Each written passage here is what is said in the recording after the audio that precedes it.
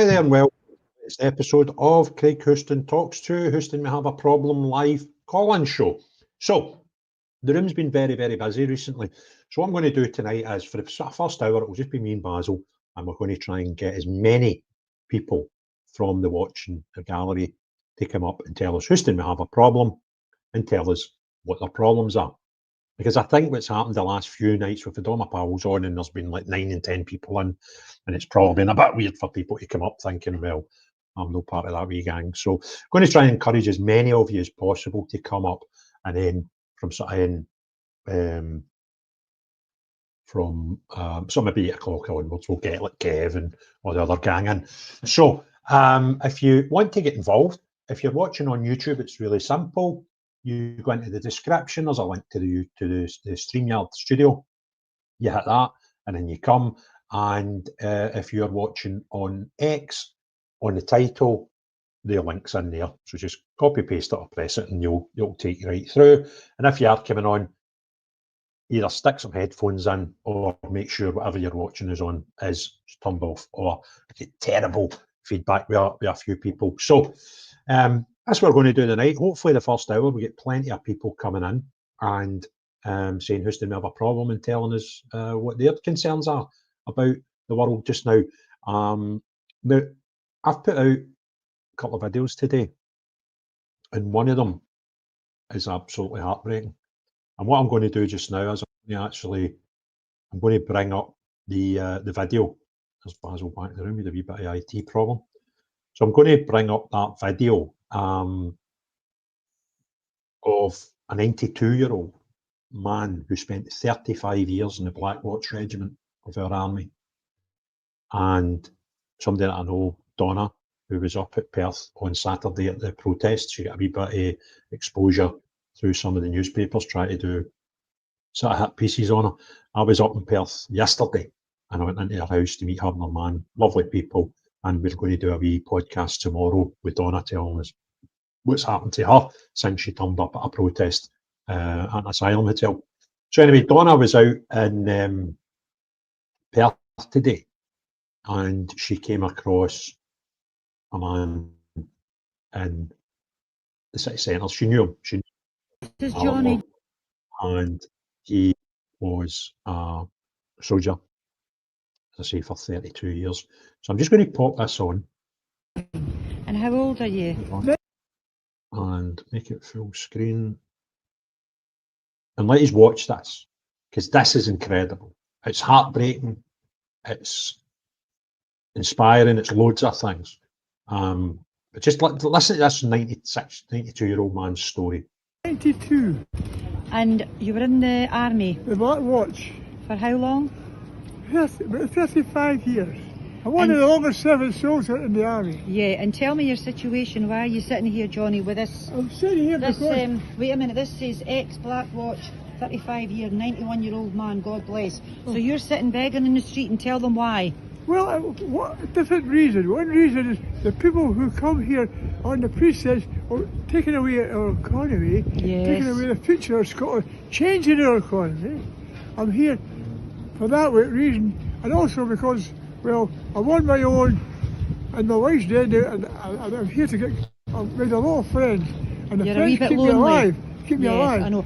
Could you tell me about the £400 that the council sent you an invoice for, Johnny? They sent me. Well, what it was, when my wife was alive, she got me one of these things.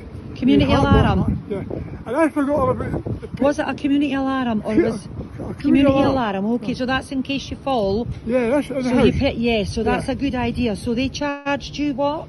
Well, they gave me, first of all, for £400. And I went down to them, I said, look, I'm not paying that. I want to cancel it because I should be getting it for free, because it's under my health, because I've got heart trouble. And if I'm on my own in the house, and if I fall, how can I communicate for whatever? Of course. Now, tell me what you think of the illegal refugees in the Queen's Hotel and the Station Hotel, because I believe there's 191 of them. So what do you think of that, Johnny? Now, you'll be for giving them a sanctuary, of course, if they're legal.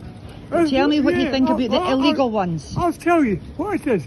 I don't mind if the people come in and go money into the economy, Yes. have brains, who are going to join the society rather than come in and just And you'll welcome them. I welcome them. If they become a society and be a part of society. And I don't think a majority of them, I see young guys here, very young guys, if they were running away from their country, why weren't they fighting like I was during the war with their own country? Because they've fled the country, and what they do, Johnny, is they come over in the dinghies. They pay money to come over. Yeah. They'll no stay in France. They come to Scotland and England because Scotland's a very weak country. We've got Keir Starmer, and he's got no backbone, so therefore they're getting all the benefits free now. See the likes of yourself, that you've worked all your life. Yes. You were in the army, whatever. That's your money. That's your taxpayers' money that is actually keeping them. I paid all the taxes. Johnny, they get free gym memberships, they get fresh fruit every day, they get 3 meals a day, and they get money, I think it's every day or weekly, and they're getting protected. And the council are doing nothing about it. There's more coming over every day. Johnny, could you just say exactly how you feel? I'm going to wrap this up, but thank you so much for allowing me to speak to you. I've known you all my life. You were a friend of my father-in-law's. Yeah. No, Bob Henderson. Oh, That's my father-in-law. How's you? Bob's dead now. Yeah, Bob passed away, but listen. How's your wife now? His wife's fine, but this is about how you feel. So why are you sitting here, Johnny, and what's your circumstances at home? I'm sitting here thinking I'm doing my own little thing and to sort of showing the society that this is Scotland. This is Scotland, this is Great Britain, and the illegal immigrants are getting more benefits than you. Am I right? All the benefits. Right. So, do you get any benefits, Johnny, if you didn't mind me asking? I don't get no So benefits. you get nothing at all? No, nothing at all. Right. Johnny, I'm going to wrap this up now, but I really appreciate everything you've said. Here, Bob Henderson. Okay, I'll give you a wee hug before I go. Oh, Okay, right. thank you. Hang on a minute, I'll just turn this off. Thank you.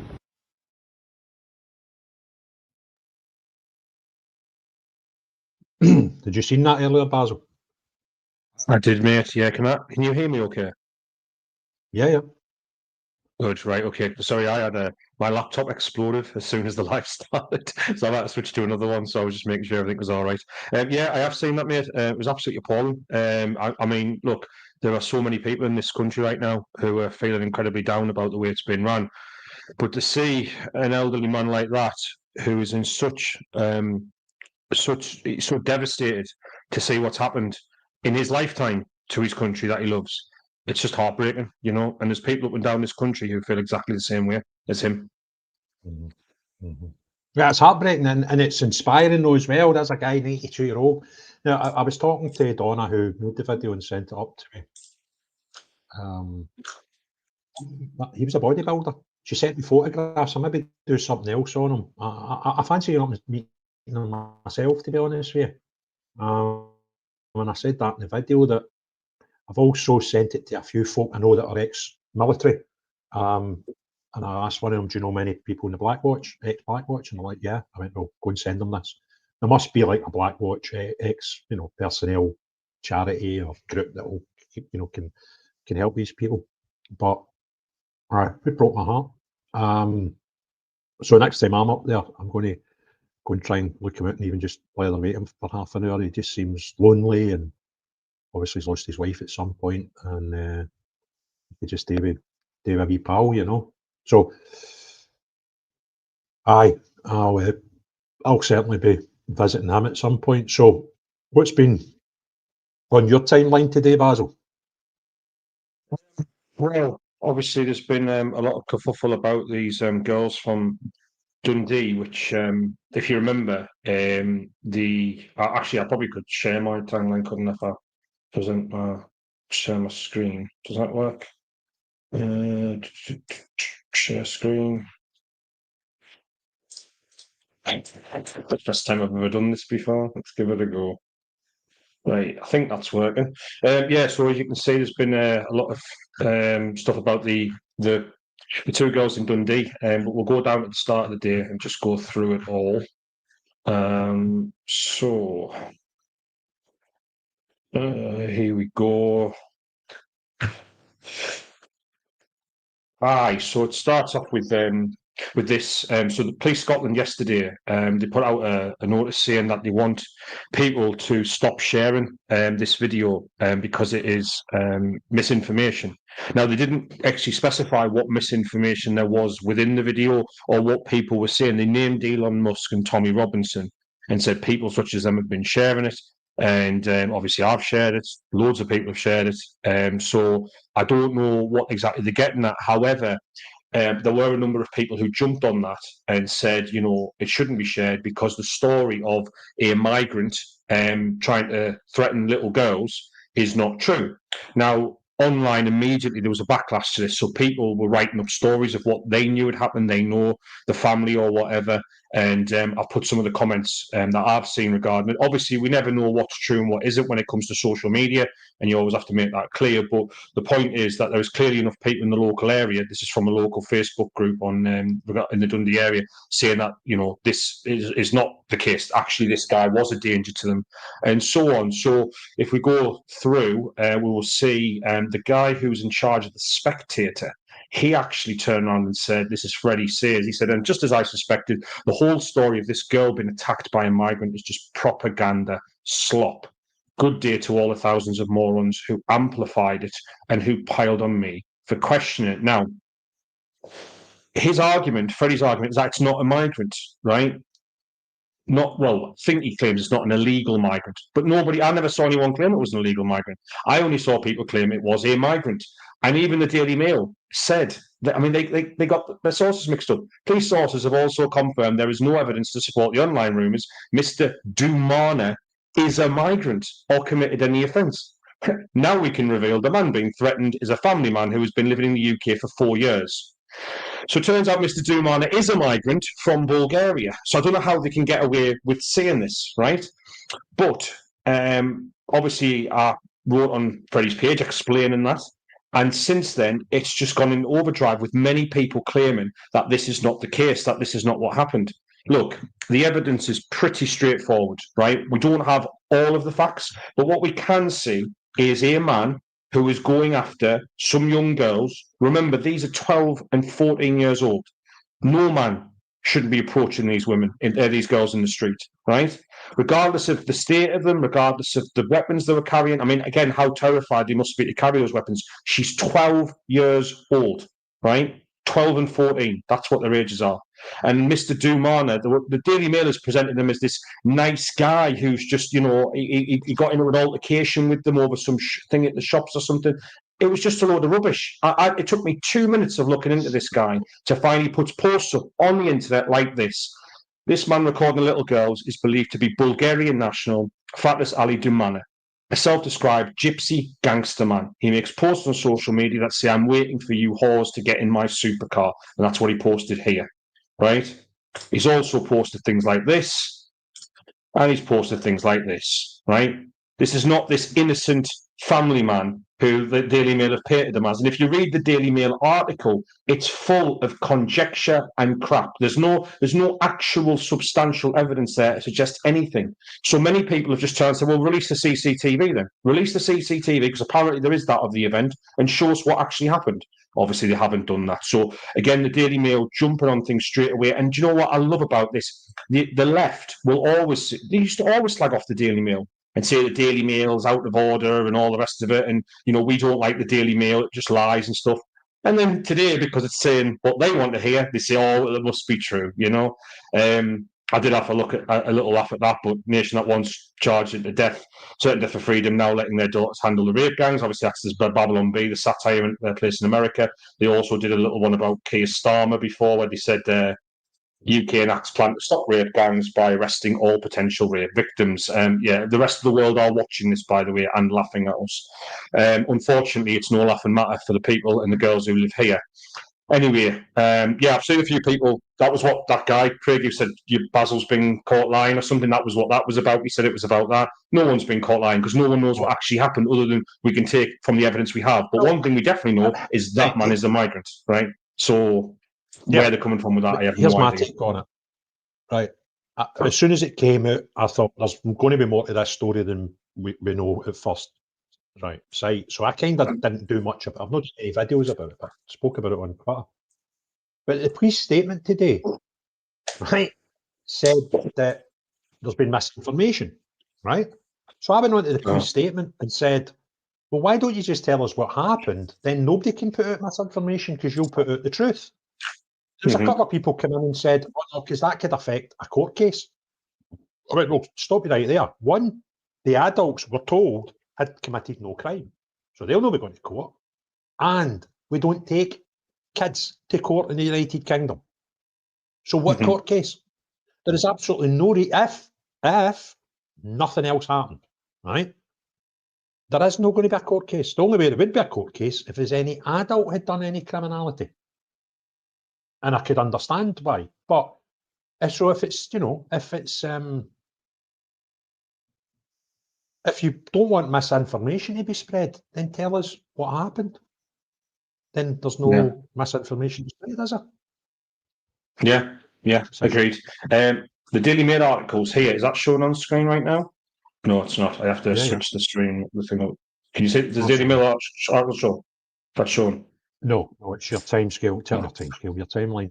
Timeline, yeah. Timeline. Give us a second. Just give us a second. Let's just load this up.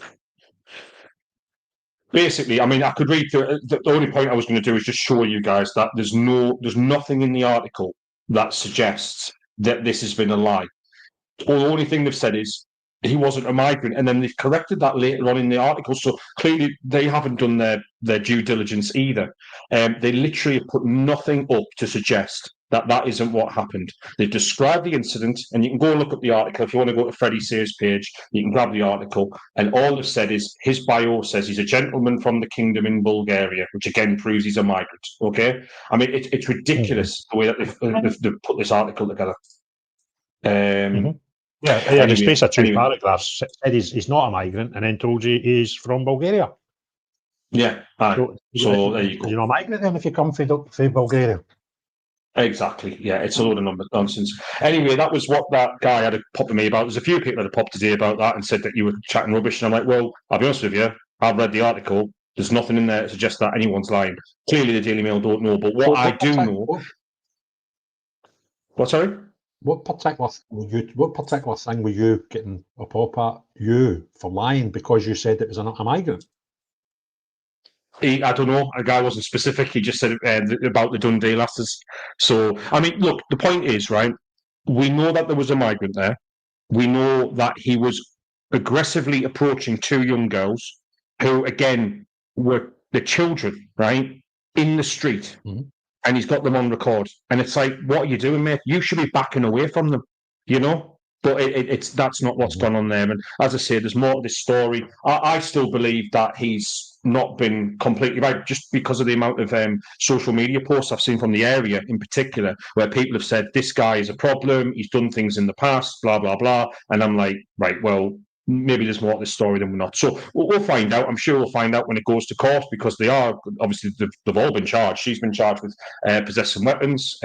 He's been charged, I don't know what he's been charged with, but he was detained anyway. So we'll find out. We'll find out what's happened. Anyway, moving on. Here's the arrest cam of the migrant. I'll just play this. This is the Epping Hotel protest, the one that started all of these protests off.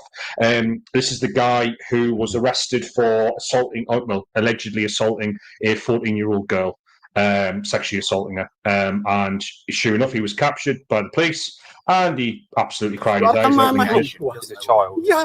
So the allegation is that you've touched a child on the inside of the groin. Come over here. I need to search you. Don't cry. It's going to be okay. Come step onto the pavement. So I've got a little bit more room. You can leave your shoes on. It's okay.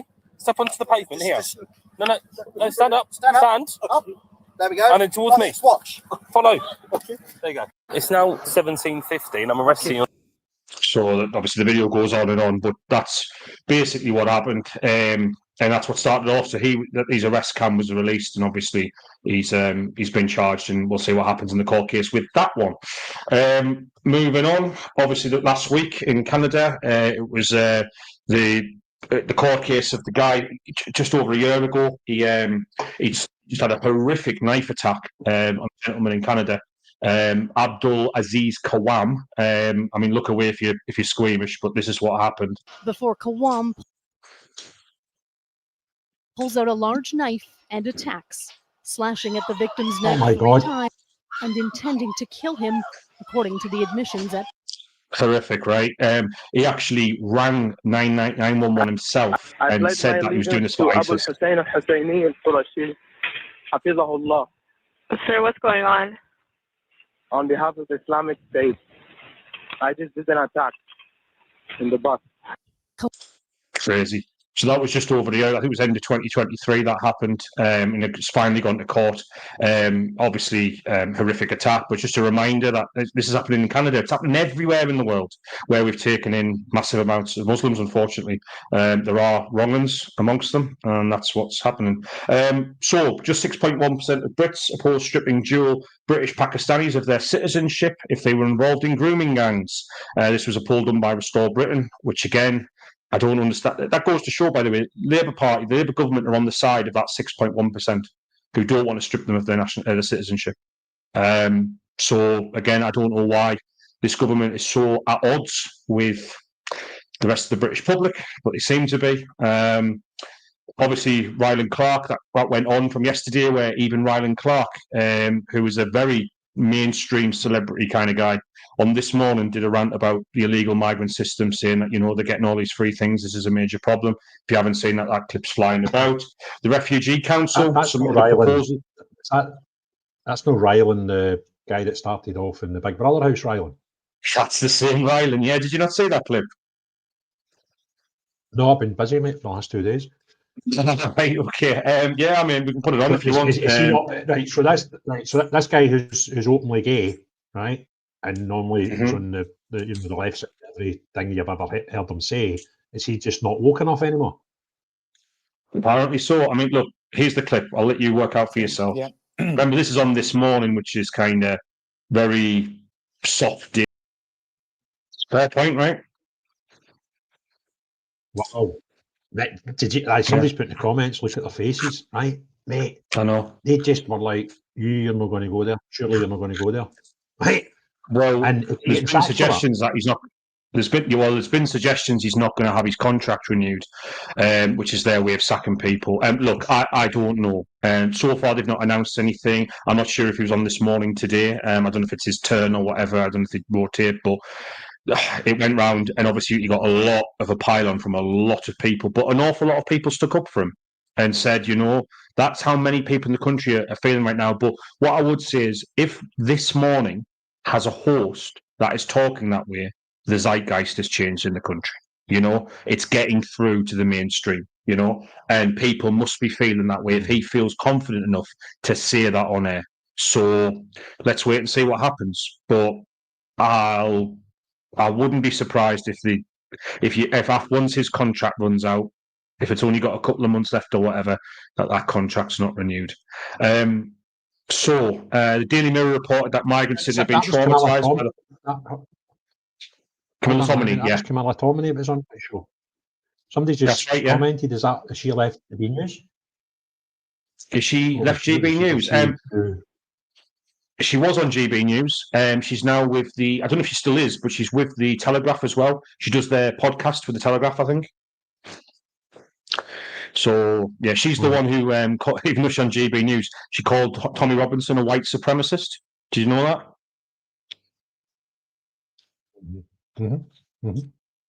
So, yeah, she's bad news in my opinion. I also seen her really have a go at Farage one day, and I thought, you might not be. I seen her have a go at Farage one day, and I thought, you're not going to be on that channel for long. I don't know. The thing with Camilla Tominey is I never read where she sits on the political spectrum, because, like I say, I mean, just calling Tommy Robinson a white supremacist, I think, goes to show that she's really not clued up on a lot of things regards to that, or she is clued up and she wants to appear to not be anywhere near that side of politics. She's since got called out about that online, and sure enough, she defended herself and said, I never said that. And then I posted the clip underneath her timeline, and Tommy jumped on it and went, yeah, well, look, you did. You know what I mean? So she can't run away from it. I don't know why she said some of the things she said. She strikes me as someone who likes to, she's more interested in keeping, obviously, her own job than telling the truth necessarily. But I don't know. Anyway, the Refugee Council submitted a proposal to the government that would end the migrant hotel crisis. When I looked at it, it just says we should grant amnesty to all of them and just let them out. It's like, that's not a proposal. Why not? Yeah, exactly. So Did you, moving forward, did you post today? Did you post today a photograph of the not the whole Home Office, but some Home Office event? Was that yes, you? I seen it on my yeah. timeline. I hope We'll get that to up. That was a cracker. Yeah, yeah. We'll get to that. Obviously, the Minnesota shooter. If anyone hasn't seen it yesterday, obviously 2 dead, 17 injured at a school in Minnesota. His manifesto was published online. There's nothing gratuitous in there, but obviously it's not nice to listen to. If you want to listen to it, you can go to my page and listen to it on there. He basically goes through, he's a radical lefty, he's trans, he's himself changed his name from Robert to Robin, that's him there. And yeah, he's very like anti-Semitic, he has magazines, literally magazines of bullets that say kill Donald Trump on them. I mean, this guy is insane beyond belief.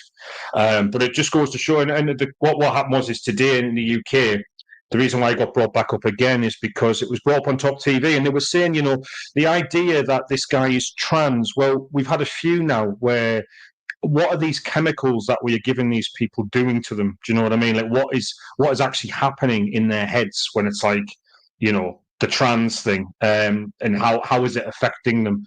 Because these people have got mental health conditions, and we're not necessarily helping them by encouraging them to pretend that they can be the other sex. So that was the big discussion point today. The US political journalist who appeared on Talk TV referred to him as she, and Mike Graham called him out. And do you know what? That also goes to show that there's been a change in the zeitgeist in this country around the trans issue, because not long ago, Mike Graham wouldn't have done that. And that's not to cast aspersions on Mike Graham. I'm talking about everyone. They would have gotten a kind of, they would have had to say, he identifies as a woman, or they would have had to say, he uses she, her pronouns. They would have had to be a lot more civil about it. Whereas today, Mike just screamed, he's got a COCK, right? So that's what happened on Talk TV today. And it's because people are sick of this stuff, right? I don't know if you've ever seen this clip before, Craig. I posted this from years and years ago, right?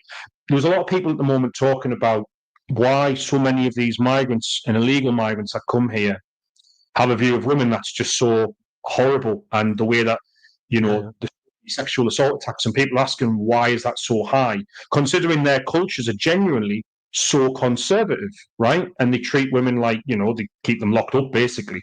But the point is, the men, what are the mentality of them? Have you ever seen this clip of Ross Kemp when he went to Africa and he spoke to these guys? Maybe. I did watch a lot of his stuff, so I'm not sure. I may have. Right. We'll have a watch of it, okay? This is the attitudes of some Africans, only a minute long, of some Africans when Ross Kemp spoke to them basically about rape, and it's shocking beyond belief. Guys, let's go. Some of them, they're not screaming. It's like they wanted to be raped, you see.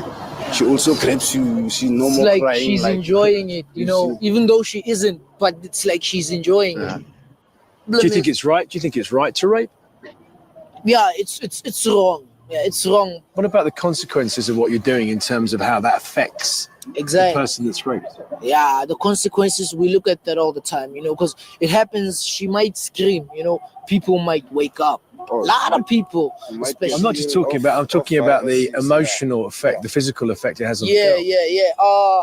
Sometimes we know that we might rape her and wake up tomorrow with viruses ourselves, like HIV, What about regretting what you've done to the girl? I also do regret about it, because if she fell pregnant, what will be that baby's father? Who will be that baby's father? But what about her personal feelings? This is the attitude of these people, right? And we've brought in millions into our country. Mm-hmm. Yeah, I have seen that before. I remember seeing that, because I remember Ross Kemp's face, just like, what? What am I listening to? These are not normal people. These are barbarians. These are savages, and I don't say that. I don't say that as savvy or whatever. I'm being truthful. They're from a different planet, man. It's just not correct. This is just a bit of a laugh. I don't know if you want to say this. This is our good friend Diana from a while back. she asked Alexa to translate Keir Starmer carrot coffee bean 100 into Welsh. I don't know if you've heard this before. Alexa, No. translate Keir Starmer carrot coffee bean 100 into Welsh. Keir Starmer carrots coffee bean 100 in Welsh is Keir Starmer moron fa coffee cant. The little things in life, Craig. Aye. Anyway, so yes, the mainstream media today, Sky News, claimed that the Minnesota shooter was far right. He wasn't far right. They just go to this as a standard thing. He was massively a radical left. The argument for that was he had on one of his magazines 6 million wasn't enough or something to do with the Jews, obviously. And many people have pointed out, I don't know if you've noticed lately on the streets of London and other cities around the world, it's not far right people that are out there with Palestine flags. You know, there are plenty of leftists who hate Jewish people as well, unfortunately, now. And yeah, he was a radical leftist. I mean, he had killed Donald Trump on one of them as well, which is horrific. Okay, so 82%. I don't know how many far right transformers we have. Good point. Yeah. Good point. Yeah. I mean, that was the thing right away for me. I thought, how are they going to tell us that this was because it's either an Islamist or a far right, right? They're the only people in the world, that do any bad things. And I was like, who's going to be first to frame this one as far right when it's a transformer? Yeah, exactly. Yeah. You're just like, honest to God, it's just so predictable. Mental, absolutely mental. 82% of Brits say the UK is in a bad state, and 60% expected to get worse in the next year.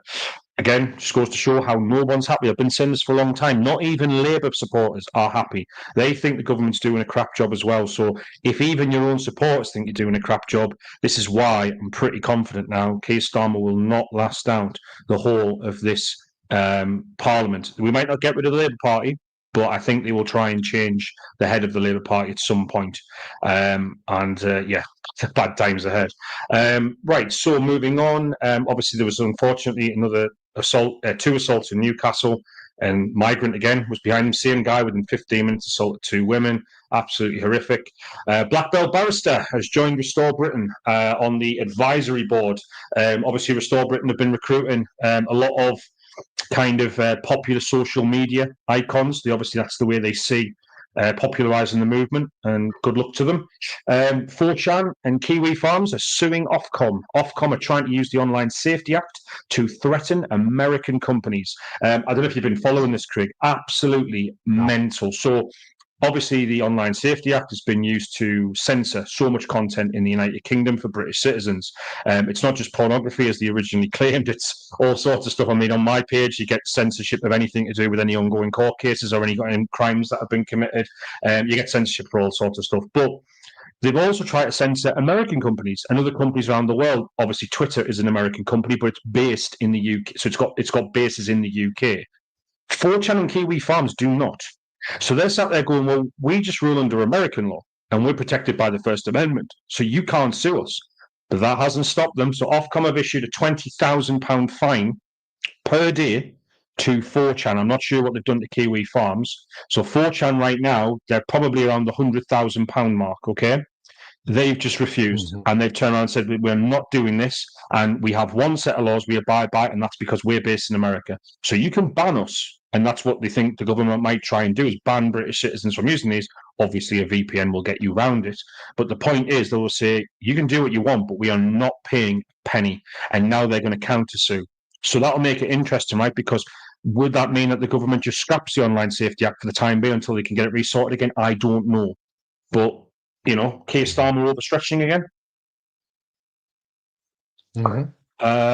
Yeah, 50% of Reform voters are against Reform's policy to pay the Taliban to take back migrants. Yeah, I mean, obviously controversial, right? So Reform have said that they're going to deport single adult men, no women, no children, no families. So basically, if you're an illegal migrant in this country, you will get, I guess, there'll be women who will be, I guess they'll be even selling, you know, like, listen, you can marry me, and we'll pretend we're together, and then you don't get deported, you know, and that's going to become a business under Reform's policy, because unfortunately it's a weak policy, which is what we're getting used to with Reform. They're always kind of, you know, half full, if you like. It never goes off at full cock. So sure enough, the Taliban have said that they'll take their money and we'll take their migrants back, as opposed to just deporting them and saying, we'll get rid of them. Do you know what I mean? We shouldn't be paying you to send you back, but, you know, pay the migrants to leave. They leave of their own accord, but why we have to pay the Taliban to take them back, I've got no idea. So sure enough, 50% of Reform voters said they don't want it to happen. Another civil war within Reform. What do you think? It's just another Reform story, isn't it? They're just chaotic. They are absolutely chaotic. All they had to do was say nothing for 4 or 5 years and they'd be in the next government. But they seem intent and just not reading the room anymore. And this whole thing, right, my toppings was, they told everybody that they were going to bring out a deportation policy after the English local elections, which were 100 and something days ago. You were counting, so it was over 100 days. I know that, right? And it eventually came out on Tuesday. But here's how I describe migration, right? You've got a bathtub. You turn the tap on. That's migration. That's people coming in. And the bathtub gets full. And when you pull the plug out to get some of this bathtub out, that's deportation. But all the things that they told us in this deportation policy were how to stop people coming in. And yeah, they might deport folk that come in illegally, but that's still immigration. That's what you're dealing with, at the front end when they arrive. But it's once they're here and in the system that we need to deport. And I don't know anything that came out apart from they might pay the Taliban to take some, right? So, yeah, that's kind of where I was. So I was completely underwhelmed, but I wasn't expecting to be overwhelmed by the, because I was like, and then the only bit of note in it was we'll put in this thing with the Ascension Islands. Which is from the SDP. Took that from the SDP. It was one of the main reasons I joined the SDP over a year ago, because the SDP's immigration policy, not deportation, because this is how you deal with people coming in, right, is if you come here illegally and you want to claim asylum, we will process you, but instead of putting you in a 4 or 5 star hotel, we'll build a centre in the Ascension Islands and deal with you there. And the Ascension Islands is halfway between the UK and Falklands. It's where our MOD planes land to refuel. We own it, right? So it's like Rwanda, but better, because it's our place. Nobody can say, well, you can't get, you can't be sending them to a third country, a third-party country. It's ours. So that's been a great thing. But then the SDP's slogan is family, community, nation. And Reforms at the last election was family, community, country. They changed one word, right? And they've taken the policy. So I'm like, yeah, well, good for you. So the only good bit of the whole thing that I heard on Tuesday, none of it was original, and none of it was deportation. Well, to be fair to them, some of it was deportation. So the bit that was deportation was regarding single males. So they've made it clear that they just back in April, they said we will deport every single illegal migrant in this country in the first 5 years of a Reform government. They've now rolled back on that, and they've said we will only be deporting single adult males. Okay, so bearing in mind how many times we've had children. Well, they were not children, were they? They were men pretending to be children. That will become an industry in itself. You've also got the fact that women and children won't be deported, so we will obviously have to still pay for them because they don't contribute to the tax system at all. They just live off benefits in the state, and we still have to take them in. You will see a surge in women and children if they know that they're not going to get deported. You will also see men who will bring women and children with them and team up with them to say we're a family, because they're not going to deport families either. So what you're looking at is around, 350,000 to 500,000 tops. Bearing in mind we've got millions and millions of illegal migrants here, but you're not going to get many of them because once again they will abuse the system to stay here. Reform are just not up to the challenge, and I'm sorry to say this because I know a lot of people support Reform, and I get it, I do, but they're not good enough. It's just not good enough, and it's not going to get the job done. I don't know why Reform are being so weak on this, but they are. Yeah, there's a message came in by Snoopies. Reform over the last day have been calling for so-called British Muslims to join Reform. Right now, this reminds me of something that I need to go and look into more. Right, I saw a video about a week, maybe 2 weeks ago, and I don't think it was a new video. And it was Tommy Robinson on a podcast. where he claimed that there was a special function for people that were wanting to pay lots of money to do it with Reform, and it was either 25 grand a pop, 250 grand per pop. I can't remember. I would probably guess 25 grand. That sounds more logical. And it was basically for this slap-up meal with all the high regions from Reform. So it was a fundraiser and, you know, get to know you thing. And every member, every person, Tommy claims, that paid the money to Reform for this event was Muslim. Now, did that happen, or am I having a Mandela effect moment? Yeah. So what happened is there was a banquet that politicians do this all the time, right? You have to raise money, and what they say is, listen, if you pay top dollar, you can come and have a meal with Nigel Farage. The top table was £25,000 a pop, I believe, and it was all Pakistani Muslims. You've got to bear in mind, Reform have originally going to have Ant Middleton as their London mayoral candidate. They've now kicked out Ant Middleton and they've gone with Layla Cunningham, who herself is a Muslim. Zia Youssef has been appointed from chair to leader of Doge. He's still running the party. If you look at every single press conference they have, he is there, and he is now on the board of Reform as well. Zia Youssef, obviously another Muslim. Andrew Pearce wrote in the Daily Mail, I believe, around the time when Zia Youssef quit, that he wanted to bring in as many Muslims into Reform as possible. The Muslim Bloc vote has picked a new party, and the business class of the Muslim Bloc vote want Reform. So make of that what you will. Yeah.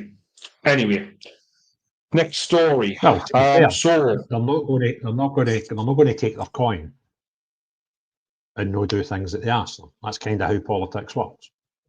Yeah, exactly. They say which way the wind is blowing, they want in. Okay, so next story. This is a story from yesterday. A migrant entered a UK primary/nursery school in Glasgow, St Mungo's Catholic school, and he stripped off. And obviously the police arrested him. The school put out a notification to parents saying that this is what happened, and it was a police investigation. They were very, very careful to say, you know, what actually went down. A lot of people on social media obviously said straight away it was a black man who didn't speak very good English and so on, and they were trying to identify who it was. Today, he has been identified. It's this guy. So his name is Nicholas Sams. He is not, as this STV put it, a Glasgow man. Okay, STV described him as local Glasgow man, Nicholas Sams. That is not the case. Unfortunately, he did run into school. Luckily, no children saw him. He was stopped at reception, and there he decided to strip off with a full erection, apparently. STV decided he was Sam's from Glasgow. Again, not from Glasgow. He did have a TikTok account, that's been closed down now. And he threatened the staff and all the rest of it. The police got there, promptly sorted it out, and luckily none of the children apparently saw what went on, which is a thank God moment. But look, it just goes to show, one, how dangerous things are in local areas now, how dangerous it is for kids at school. These incidents will continue while we allow this to happen, and unfortunately they probably will only get worse. So yeah, that was today. Was that it? Right. What, sorry? Is that it? The Home Office photograph, you forgot that. Oh, no, that's not it. I'm still doing that. Just going on the next project on. The rights of asylum seekers trump the people of Epping, the Home Office argues. So the Home Office, this is the start of this story, today are in court saying that because the Epping protesters got the hotel closed down with the help of the council, and they pressured the council into doing that, the Home Office have taken the council to court. Sounds rather bizarre, right? But obviously this is a legal dispute, so it needs to be dealt with in law, or the Home Office will have to ask to change the law. But basically they've said the rights of asylum seekers trump the people of Epping. Now imagine that. I mean, this is treason, right? The government is saying the rights of people who aren't from this country trump the people of this country in this country. That goes to show you how much our government despise all of us.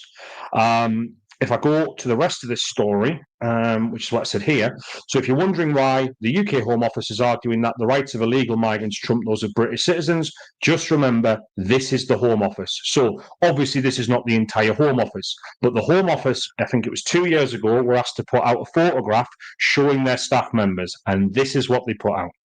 So this is how the Home Office sees itself. So you can imagine, I mean, we've heard obviously from people like Calvin Robinson and a few others who've said that the Home Office has been infiltrated by Muslim bloc groups, been infiltrated by massive pro-migrant legal structures, and sure enough, that's why we are where we are. Basically, the people in charge of us are betraying us. And that's the way you can describe it. That's not necessarily Labour people. These people aren't necessarily political. They just work there, and they've been allowed to work there, and no one sacks them. So, yeah. What do you think of that, Craig? Well, somebody's just put in there, no chance.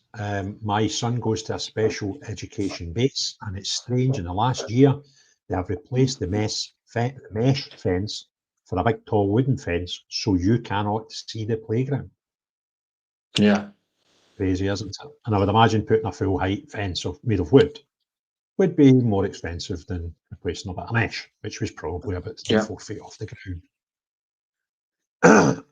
And then Angela saying, "Aye, see, going back to the Glasgow thing, mate. I got some people contact me early doors with that story, right?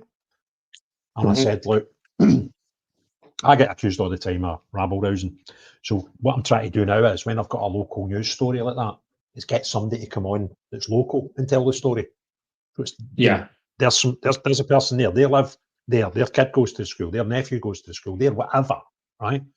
And it's them that's telling the story. And I think it'll give stories more gravitas. And tomorrow, hopefully, if my day goes to plan, I'll have 2 local stories where I'll have the people involved sitting in front of camera, telling us their stories. I kind of think that's the way I want to go forward.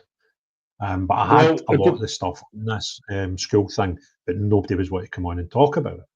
And I thought, and by the time I was confident that the stuff was all legit, because listen, there are people out to get me. And it happened to me before when I was campaigning. Folk used to deliberately give you false stuff. Well, you would put it out and then you could be ridiculed.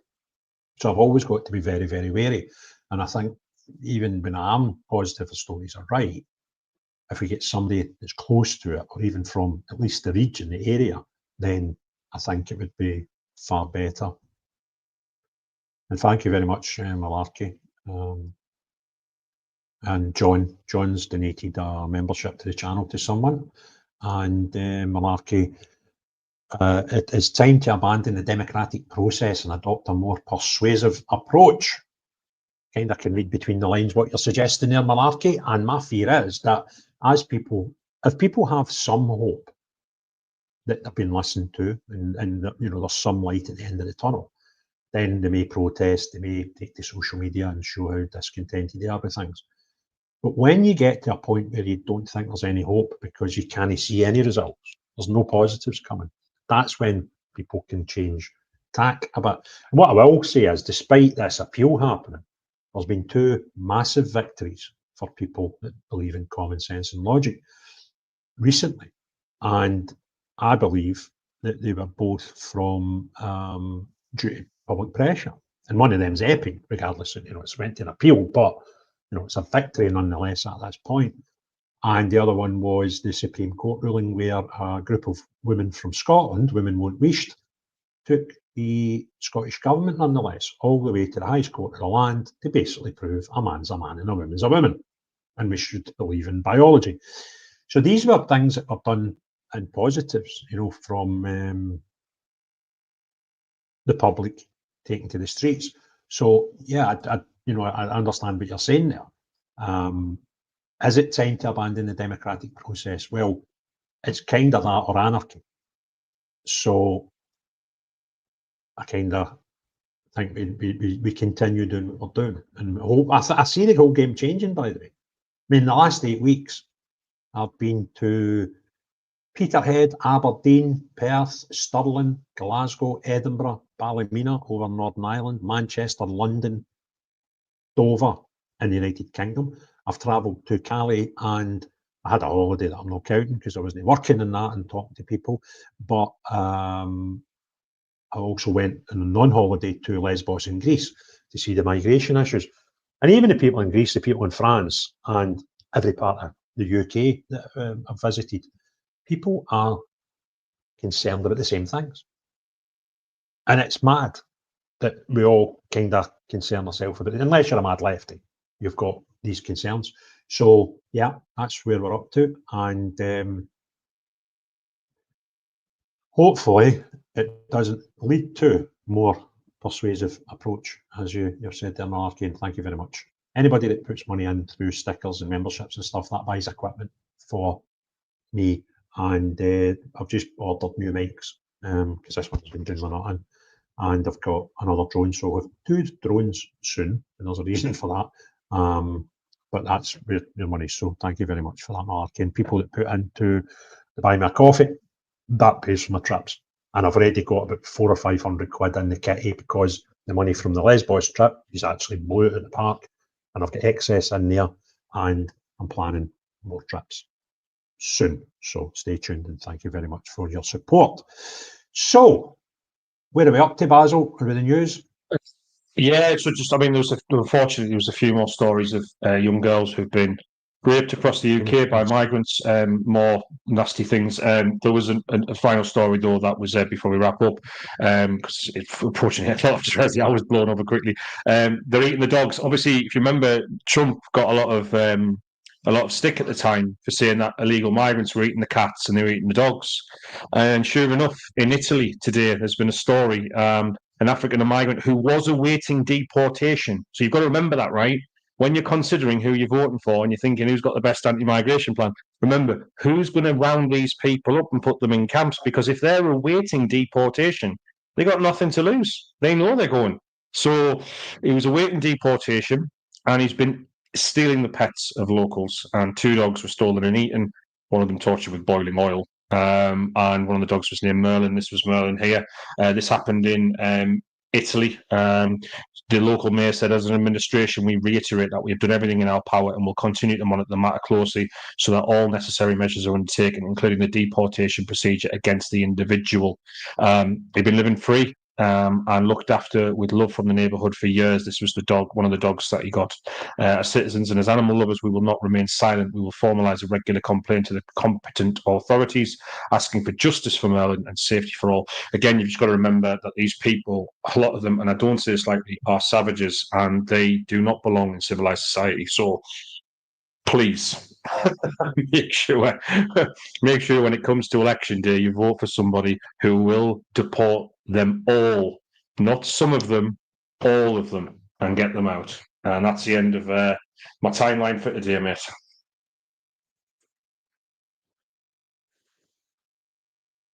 You still there, Dave? Yeah, that's it, mate. That's it for today. Yeah, I'm still here. Can you hear? Yeah, That's a bit disappointing. What, you thought there was more? Bang on 8 o'clock, mate. Yeah. Anyway, that's only you never even done an hour. Somebody was asking me to buy my coffees. I've put the link in there. It's in the description as well for anybody that's why I do that. That was a bit disappointing, Basil. That was not even an hour you done there. Was it not? What time did we start? Oh, it's like 55 minutes or so, right? Okay, never mind. Well, if you want, do you know what I can talk about if you'd like? I can talk about reform. I can talk about the state of them if you want. Am I allowed to talk about reform on this channel? Listen, I get a bit bored with it, right? I do. I was kind of ahead of the game with reform. I sort of banned the notion of voting, joining, or even asking to be a candidate, which, that's where I was kind of my head was. Around about June last year. But by the time we got to July, I had no for me. But I must admit, and that was purely about Scotland. But at that point, I was like, I kind of hope they do all right in the rest of the UK. But since then, I've just went, they're just mental. So, they sort of pissed up the leg of Scottish Unionists in the run up to the election. And now they're kind of pissed off anybody that actually pays attention, because they're not what, it's like Cooper and all, they're not what they say in the tin. And the amount, if reform were as good as the perception of reform, If you ask somebody who's not as politically aware as us, right, it doesn't talk about politics far too much, right? What do you think reform stand for? They would come out with a pile of stuff over here, but the reality is this, no, that, no, they're none of that, right? Yeah. So the perception of reform is fantastic. The reality of reform, not so, and they're really disappointing. Saying that, if there was an election tomorrow, they would have a real good chance of winning. And out of the three parties that could possibly win right now, I think I struggle to say they're the best of them. I think I would safer to say the least worst of them. Yeah. And that's kind of how I see them. Well, with me, I again, I'm not happy about how right I've been about reform. I predicted there'd be a massive letdown because I knew some of the people who were inside and what they were doing, and the fact that money was being changed hands to get positions, not people with good ideas.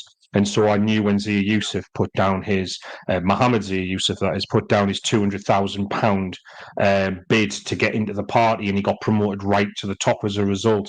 That doesn't sit well with me. So when I look at reform, you know, for instance, Nigel Farage has asked, you know, do you want to ban halal slaughter? Oh, no, I don't. What do you think about Islam in the United Kingdom? It needs to be accommodated. What we're going to do about illegal immigration? I mean, you've got to remember, this is a guy who turned around on camera and said that the deportation of millions is a political impossibility. And he reiterated that the other day in his press conference. He said, we're looking at thousands, not millions. Well, I'm sorry. There are millions that need to go, okay? And you cannot justify keeping some of them. I mean, for a man who talks about two-tier policing and the two-tier legal structure, you're going to create two-tier illegal immigration by saying some of them can stay and some of them have to go. No, they are illegal immigrants. They shouldn't be here and they need to go. So when Nigel Farage says that, I get really disappointed because I'm sat there thinking, I'm hoping that this guy's going to save this country, and he isn't going to do it. Unfortunately, it's just the way it is. Now, look, I read the deportation policy. It's officially 6 pages long, but 2.5 pages of that are just like, you know, colours and graphics and stuff. It actually turns out it's 3.5 pages long. That is not a real policy. Bearing in mind, they promised us this back in April, and we've been waiting months and months and months, 4 months, till we got this policy. And we think, wow, this should be really good by the time it comes out, because at the end of the day, this is reform, right? This is their bread and butter. Deportation should be what they're known for. And it's 3.5 pages long, which goes to show there's not really any big thinkers behind the scenes. They haven't got any real talent there who are doing the work. It's very, very disappointing to see that. So, yeah, I was underwhelmed by it. But you know what? I'm used to being let down by reform now, unfortunately, and it will continue because this is just who they are. So whether it be, you know, letting men in women's prisons, which he said recently, and their justice advisor believes in, or, you know, not deporting, we're deporting single adult males, which again is not good enough. That's what they want to do. It's again not going to get the job done. Or whether it be the fact that, you know, they put Scottish nationalists in a unionist party, prominent positions, and you sit there and go, well, why?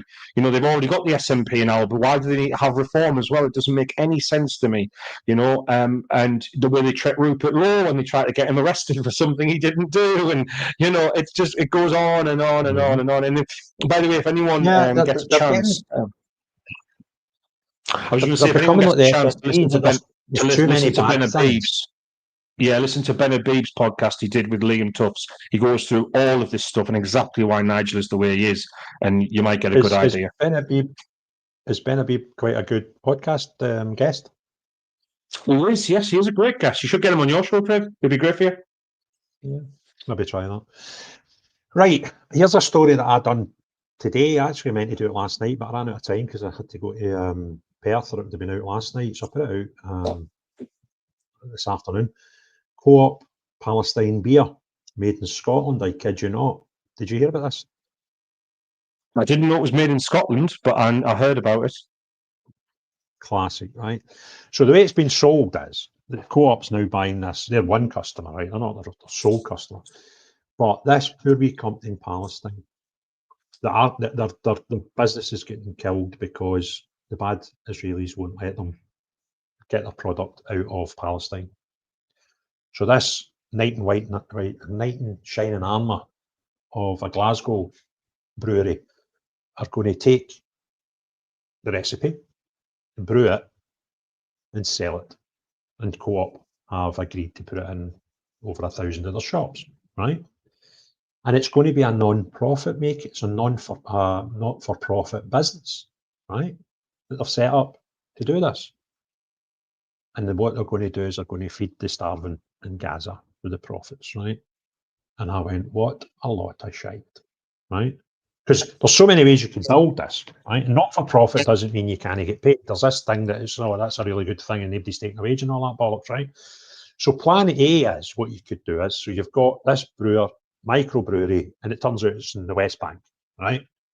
And the woman's a Christian. So it's no, she's no dodging bombs in Gaza. So that microbrewery own the rights to their product, the recipe and the image of it, right?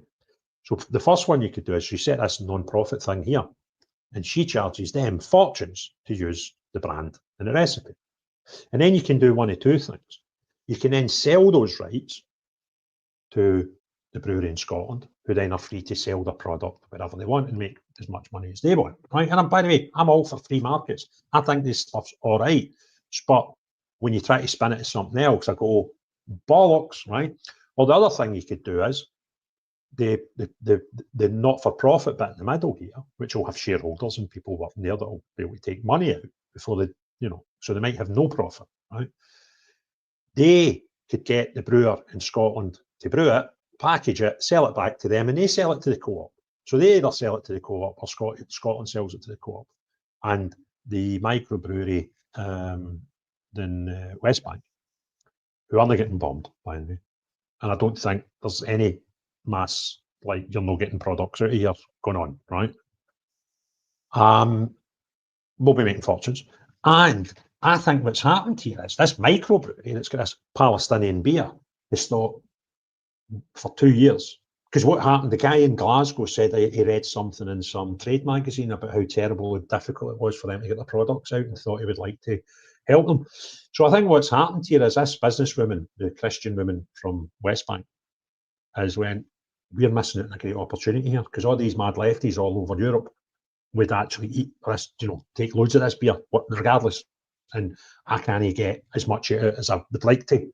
And all she's basically done is a licensing deal, which is done in business all the time.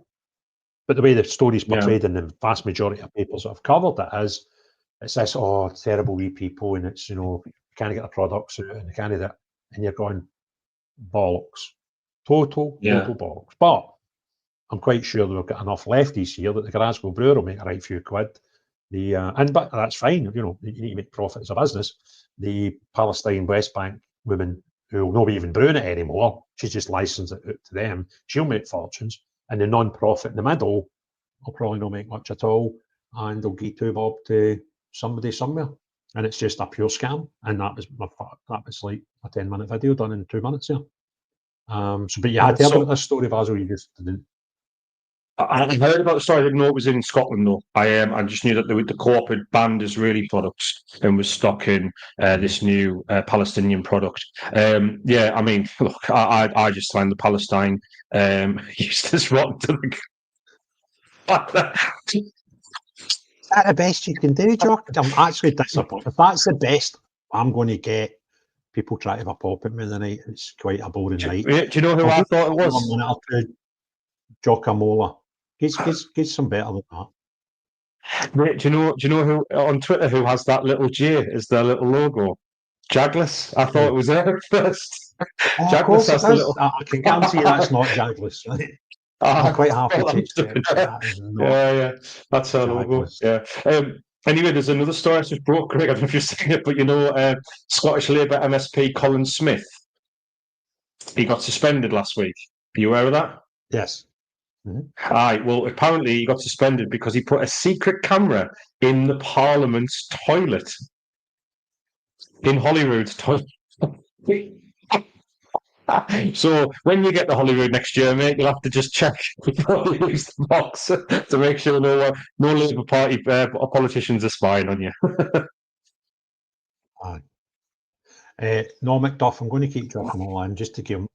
I'm going to give him one more chance to come up with better patter than that, right?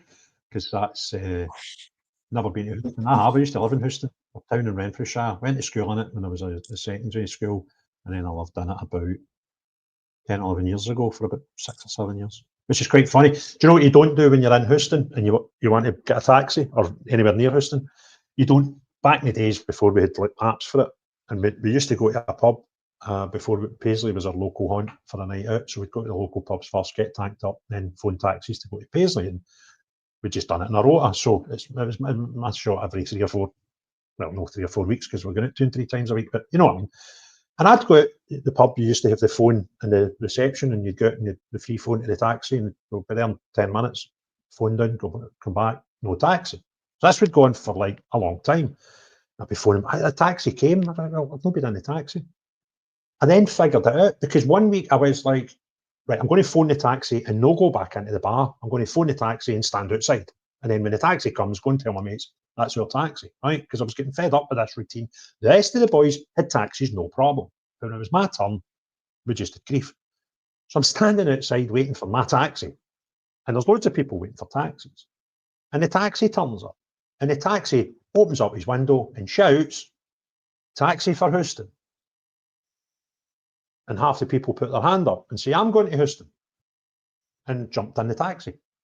So if your name's Houston and you want a taxi to Houston, don't give them your own name because you wait forever for them. I thought that was funny. I thought it was funny as well, mate. Sorry, you can't hear me chuckling away. I was on mute. Right. Anyway, mate, I'm gonna have to scoot because it's getting a bit late now for me, so I'm gonna have to go and do other things. But thank you very much for having us on, mate. I really appreciate it. Cheery bye now. Thank you for cheery coming. bye now. Cheery bye Do now. that again. Just go through your timeline because it's why don't you just get other Twitter people on and go through their timelines? Like music for that. Right. Cheery bye now. What, like Giacomo? He's gone. That was rapid. So we've got DGR in as well, and nobody's come up yet, right, to actually do the whole point of the show, and that is to come in and talk, right? So I'm going to, like, where's that going? I thought I had this in. I'm going to share, and this. I get this trailer saved on my laptop so I can do this a lot easier. But before we talk to DGR, I'm going to do that, do that, do that, do that, and please listen to this carefully.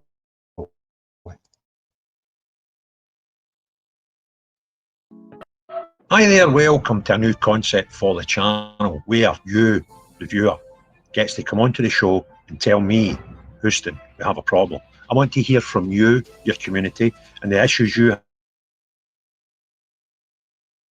have with the United Kingdom currently. And the only thing I ask you to do is start a conversation with Houston we problem. When you see the description on YouTube, all you have to do is scroll down the description, click on that link, it'll bring you straight into the studio. From there, I'll invite you up, and you start the conversation with Houston we have a problem. We'll see what we can do to help you, your community, your problems going forward. You never know, it might be my next journey, Lantern Bread to the UK, to come to your community and cover your issues. So get involved. Houston, we have a problem. So that's the whole point of the show. It's to get you guys to come in, have your say, tell us what your problems are, and have a chat. But it's not doing that now. So please just come up. If you're in YouTube, go into the description. There's a link there. If you're watching on X Twitter, if you look at the title of the live, there's a bit up there. And come in and tell us what you're. That was the whole point of doing these shows. So what I was conscious of was the last few, the ones that I've done, there's been like 8 or 9 years in, and it's all been pals of mine. We've all been talking about protests and stuff. And I kind of thought, well, nobody's going to come in and talk because they go, the room's full, and I'm not part of them. And Giacomo, come on, I gave you a chance to redeem yourself, and that's it. Blake it. Wow. give us something. I'm going to give you a third chance, right? And I'll look out for your next message. So, please just do a wee bit better than that. So, dear, Cut out there. what, mate? I think your audio cut out a bit there. Mine did it? Aye, bit jumpy. It's all shown. It's probably because of that video showing in the background and my computer's just having a go slow. I think once we're off air, I'll get you to talk me through what you were trying to talk me through 20 seconds before we went in. Aye. Might be needing a new laptop. We've got a caller. Oh, one finally. You've got a caller. Aye. And it's somebody that's been in before. Aye. Bobby. Oh, no. I'll tell you because it's just getting. Bobby, you've got us playing in the background, so I don't know if you're looking in the same device. If you're not watching in the same device, go and turn off the device that you're watching on. If you are using the same device to call in and watch, you need to just go and log out whatever it is you're watching is on. If you've got your YouTube app opened and now StreamYard, you need to block out your YouTube, or it's just it becomes. Telly's off. To hear you. Telly's off. Bobby's in Telly's the room. off. How are you, buddy? Bobby's in the room. Not too bad. How's yourself? Houston, we have a problem. I'm happy. Love it. Yeah. Well, it's actually more the Irish have got a problem than we've got. It was something that kind of came across for me in a conversation. What was the name of that guy that used to be the Taoiseach over there? Leo somebody. Anyway. Leo Ben Hacker or something. You sounded like a Dutch football manager. He signed an agreement called the 2040 Agreement, Ireland, with Europe. And Europe spent 197 million euros upgrading the infrastructure in Ireland. Did you know about this? Mm-hmm. No. You didn't know about it. Fine. So what the Europeans basically did was went to a lot of the little towns around Ireland and they pretty much doubled the infrastructure. Doubled the schools, doubled the hospitals, built new roads, built new houses. Some of the houses are still lying empty. And one of the curious things was I heard one day an Irish reporter talking about the subject and saying, did we not realise that we agreed that by 2040, if we haven't increased our population in Ireland to something approaching 5 million, now I've only got about 3.5 million just now, that then the European Union could use the things that it built for its own purposes. And you can guess what that is. Mm-hmm. And actually in the 2040 agreement, I read all the way to the bottom once, and it basically implied that they'd already decided that it would be sub-Saharan Africans that would be coming across to make up the numbers. Incredible, eh? And this was done pre us leaving Europe. And the curious link for me is the fact that when we left Europe, we had all those arguments and fusses and discussions about the border between Northern Ireland and Southern Ireland. And people were saying, you can't have a hard border and you can't do this and you can't do that. And I remember sitting thinking, is it just me being naive? We've had a border there for how bloody long? And it's never been a huge problem. It's just operated the way it operates. Then yeah, now one and one. Thinking of these two things, yeah. And I'm seeing them totally linked now, because if you flood Ireland with 1.5 million coloured immigrants, I've got a funny feeling the Irish won't be very happy. No, but what can the Irish do about it? Yeah, what they've been doing is quite strong and stern. They've been.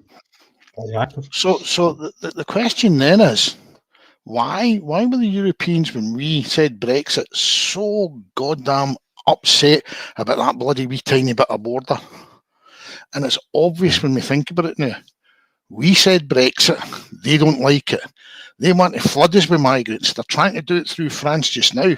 But if they can put 1 million of them getting chased by the Irish up over that border, Soon as they cross that border, whose problem did it become? Ours. And our government's that bloody weak and stupid that would go, oh, we need to help them all. Well, here's something that I thought about. Right, I kind of know how migrants get into the UK because I went and seen it for myself. I went to Dover, went to Calais, seen it, was on the ferries, seen some really odd things in the ferries, right? But how did they get into Ireland illegally?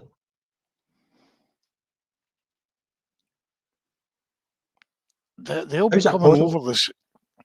They'll be coming over the same way. Some of them will be getting flown. Some of them will be getting transferred over by boats and coming in on ferries and God knows what.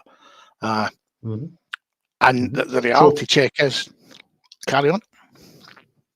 Well, that's my whole point, because I've stood on the cliffs of Dover overlooking the hidden port where they bring in the border force ones that were rescued for the sea. Do you make it sound so nefarious? The hidden port, it's not that trying to stop people seeing it. It is. No, they are. I was literally, if you hear to that wall away from it, talking to a guy that worked there. And I went, the lifeboats, they're not picking people up anymore, because my first stop was, I went down about 7:30 in the morning, I'll go down, I'll get some footage of lifeboats heading out, right?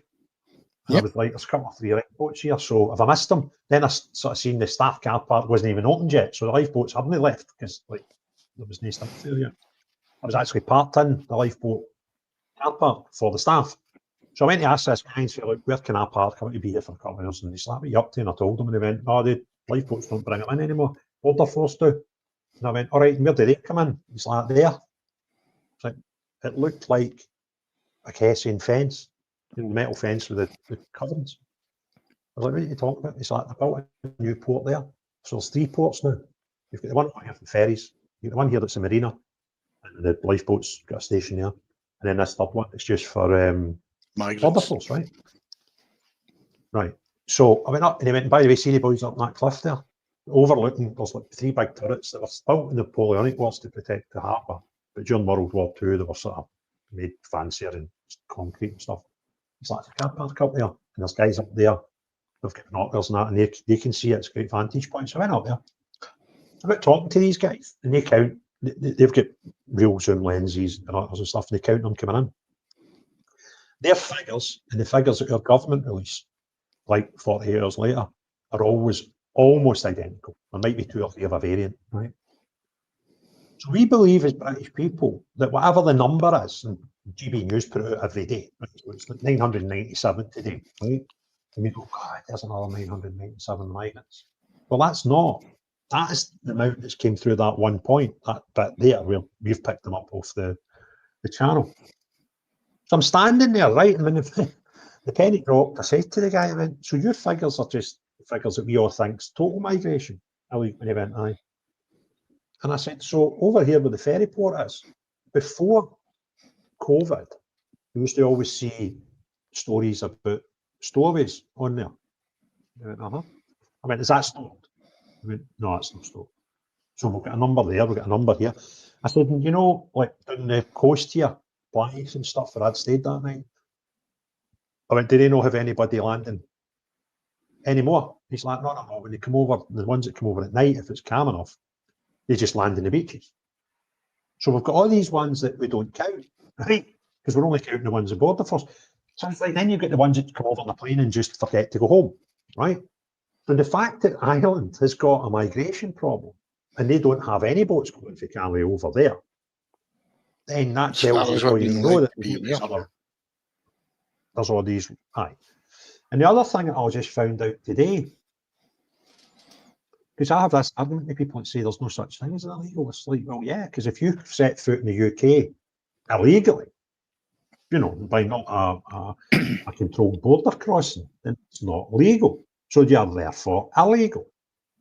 However, on a technicality, I am wrong. Because here's how the maritime law sees it. If you're in a boat in distress and you get rescued from the sea and brought in here without a passport, you're not bringing on. So when we go, and I can't figure out why we go out and bring, so when we go out and lift them in the middle of the channel. We're only doing that and we term it as a safety issue. So that's a boat in distress. We're lifting you at the sea. We're plonking you, and you can't come in without a passport because you're not illegal. You've been in a boat in distress, and we've brought you in. And the legality now is that if that is the way you've come into your country, you can't apply for asylum, because normally you need to go to a border control. You need to present yourself at an airport or wherever and go, I seek asylum. And that, my friend, they take the piss right out of us. And that's how they keep the whole thing legal. And it's a proper con. Yeah. Well, I mean, I'm quite conscious of the fact that a few of the people that I know that are Irish don't understand what Leo Varadkar, I think his name was, signed them up for with the Europe 2040 agreement for Ireland. And I'm quite certain in my own head that there's going to come a shock. They think they've got problems just now, but they haven't got any clue what's coming. Mm-hmm. I mean, they got a huge problem coming their way. And we've all got that, mate. We've all got it coming. What I saw in Cali frightened the life out of me, mate, because it just, I was just like, shit. And then I was talking to a copper the day I arrived in Cali.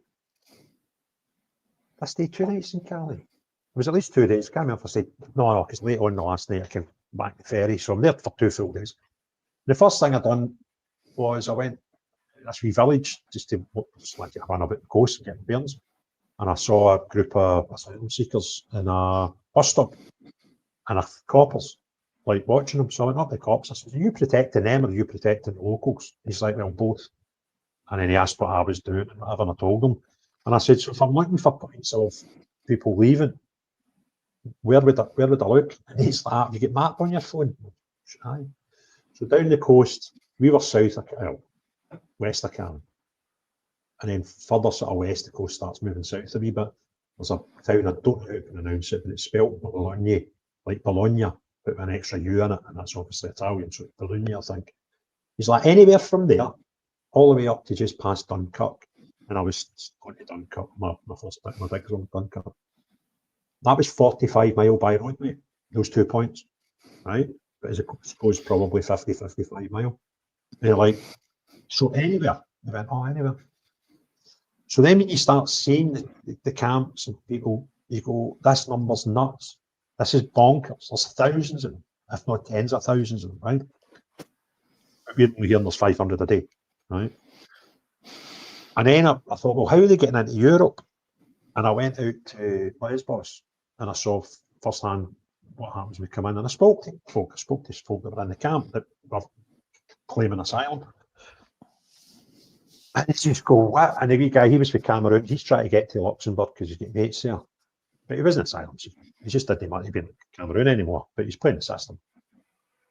And he wants to go to Luxembourg, so he probably wouldn't qualify for normal migration there. And you just go, many folks in here, mate, it's like about 3,000 in the camp. Many of them want to come to Britain. It's like about 70 to 80%. Right? And you're like, oh my God. In the UN, I've got funding for 5 camps, mega camps are building, 4 on Greek islands and 1 in the Greek mainland. Yeah, I'm a sad individual. I've been watching all your shows. So I've got all these figures in the back of my head. No. So they're all just going to get filled, mate. So it's a scam, and it ain't getting any better anytime soon, I'm afraid. We need to stop our bit. That's what we need to do. Because all these European countries, even Ireland, right? If they get the 1.5 million, whatever, and they ended up with a closed border between Northern Ireland and the Republic, then that's another. You'd be quite happy for them to have no border there. So they just go, it's great up there, off you pop. See, you get there, you can go to London, right? So we need to find ways of folks saying, no, that's no for us anymore. Do you know what I mean? The whole thing's farcical, mate. And it's just a scam. That's all it is. Proper scam. Very similar to what you saw the Democrats doing in America, bringing all these migrants in by plane and flying them across into various states to try and change the population demographics. And people think that's a crazy thing. Do you understand the number of bloody migrants you'd have to bring across to change the demographics of a state in America? And the reality check is, Yeah, but they were bringing them over and in those sort of numbers. It's not, oh, maybe they could have done it. They were doing it. Here's an interesting one. I was talking to someone that works in our water industry, and I asked a question about when you look at the records you've got for the amount of waste product, human waste product, that gets filtered through your water processing plants. Have you seen any increase in the numbers? What do you mean? I said, well, can you see an increase that's unaccounted for in it? Oh, you mean the 1 million extra people that are here that aren't registered and we don't know about?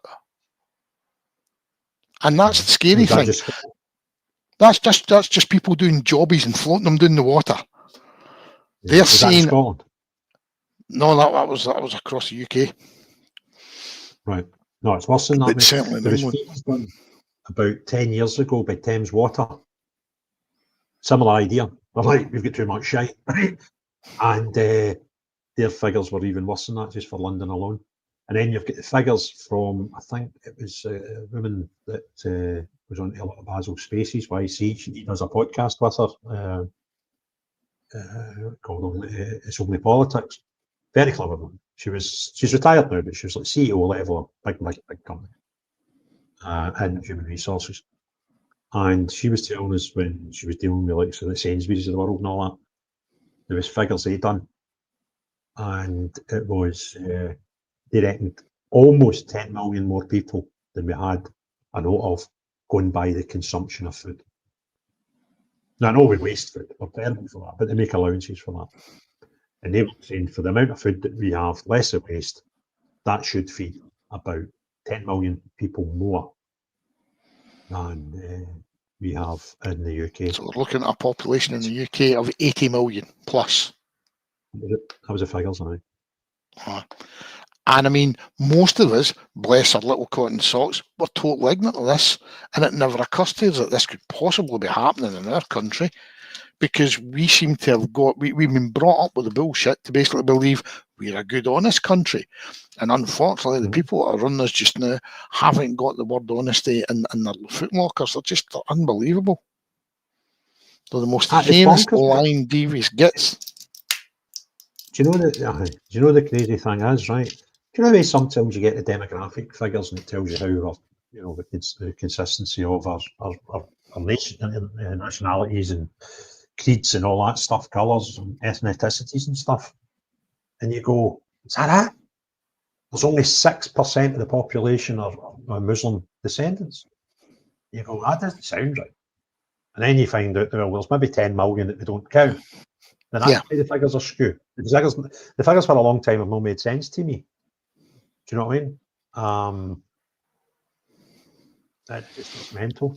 That's what I'm saying. I've been talking about the sewerage problem for years. New builds, but no true increase in sewerage plants with food consumption on food. It's 83 million. Oh no, it's happened.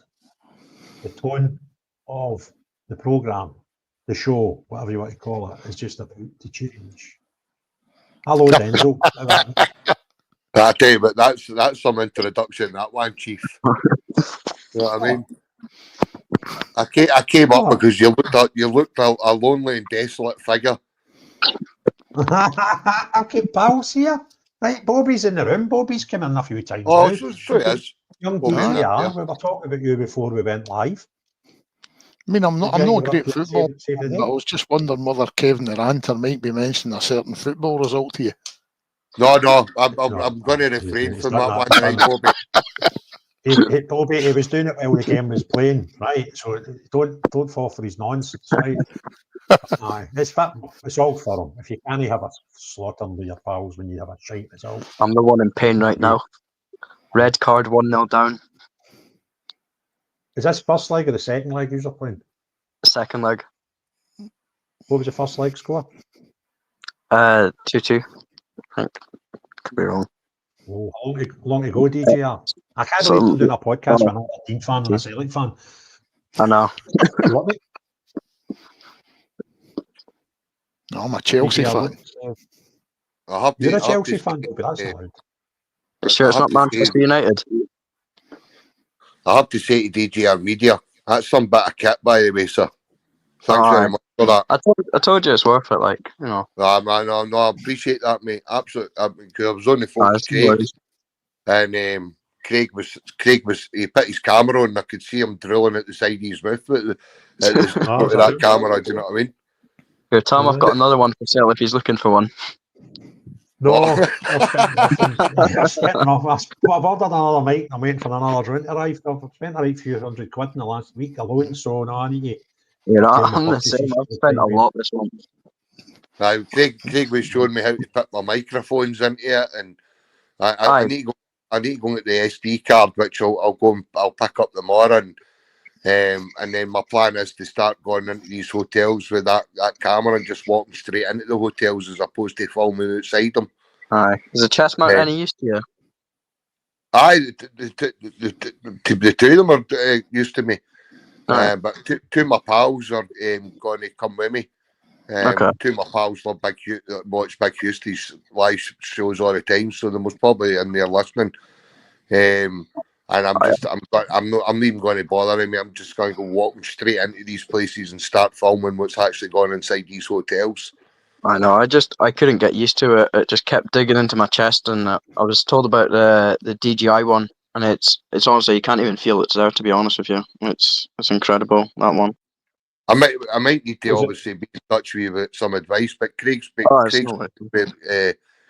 good with me talking about it today and that as well, so just need to get used to it. But no, cheers for that, mate. What a piece of kit. But I told, if you watch the videos, like the mics, that's the mic from just the camera. I didn't use any external mic at all. It was all from that camera. That's a belter. So the next show is we're going to have an IT help desk, right? Phone in me your problems with IT. How much am I getting? You better know our base Patriot for it to be the IT help desk for that one. Do you know what I mean? He can't get his mic up when he comes on your show. There's another crackpot that helped you with the IT stuff, Martian. He's a clever boy with all that stuff. He is clever with that, right? It was just so people know what we're talking about. Kevin started a couple of months ago going out and about, and he's just filming with his phone, migrant hotels and snooping about to try and get some intel on them. In the last couple of weeks, he's bought a drone and now a body cam. So I've been telling him, just get yourself starting a YouTube channel, get it smashed out there, you know. Because you know the boy AY Audits, Kev, that goes in. He was aye.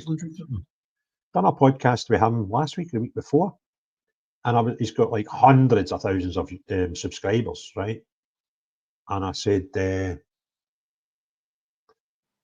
"What? How long have you been doing it?" It's like 7 months. Like what?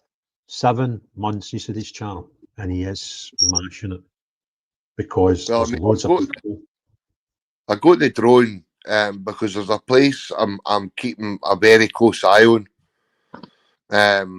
There's a hotel that's owned by a person in Scotland and has now bought a building somewhere and has got planning permission to turn it into an HMO. And he actually, sorry? He denies it. Aye. And plus, it's right out. Here's the disturbing thing, though, Craig. To get to it, you need to. When you go up, it goes to a dead end, but it's actually situated right next to a nursery school. Mm-hmm. Is it? And it's in right. I looked into this. The company, I can't remember the name of the company, but it's a British name, right? Aye. And they own see the hotel at Falkirk that's been getting protested. That's one, aye. What's the name of it? Cladwell. Right. So that hotel was in the paper about 2017 to 19 time, and the new owner who just bought it, who still owns it, said it's terrible. It's not a very good place for hotels. It's Falkirk, so we're going to probably demolish it and try and build flats or something. Then suddenly gets a contract with the Home Office and doesn't demolish it, right? So this is a guy that a few years ago was telling us there's no need for bedrooms, for hotel rooms in Falkirk. has now bought an office building in a business park just outside Falkirk, which is telling folk he's building another hotel for an area that he's told us a few years ago, you don't need any more hotel rooms, right? And this hotel's quite weird because this hotel doesn't have a swimming pool, for example, which you don't need now. You know, not every hotel has need for that, but it's one thing that's missing from the plans, which is pretty strange for a hotel. It's got no restaurant and no bar, right? It's got a kitchen with a sort of dining room. No bar, no restaurant area. And he's telling folk, no, that's not going to be for asylum seekers, right? And you think, going to just stop talking shite, because you've already told us that there's no point in having hotels in Falkirk because there is no need for hotels in Falkirk. And now you're building another one and telling us it's a hotel. It's just another thing, Craig. Do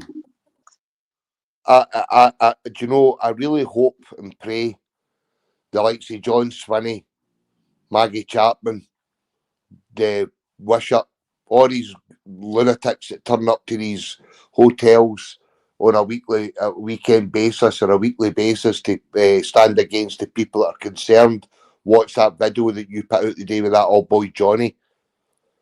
And I'm actually struggling here to even say it as well, because that has got to be one of the worst videos that I've seen yet. That was heartbreaking.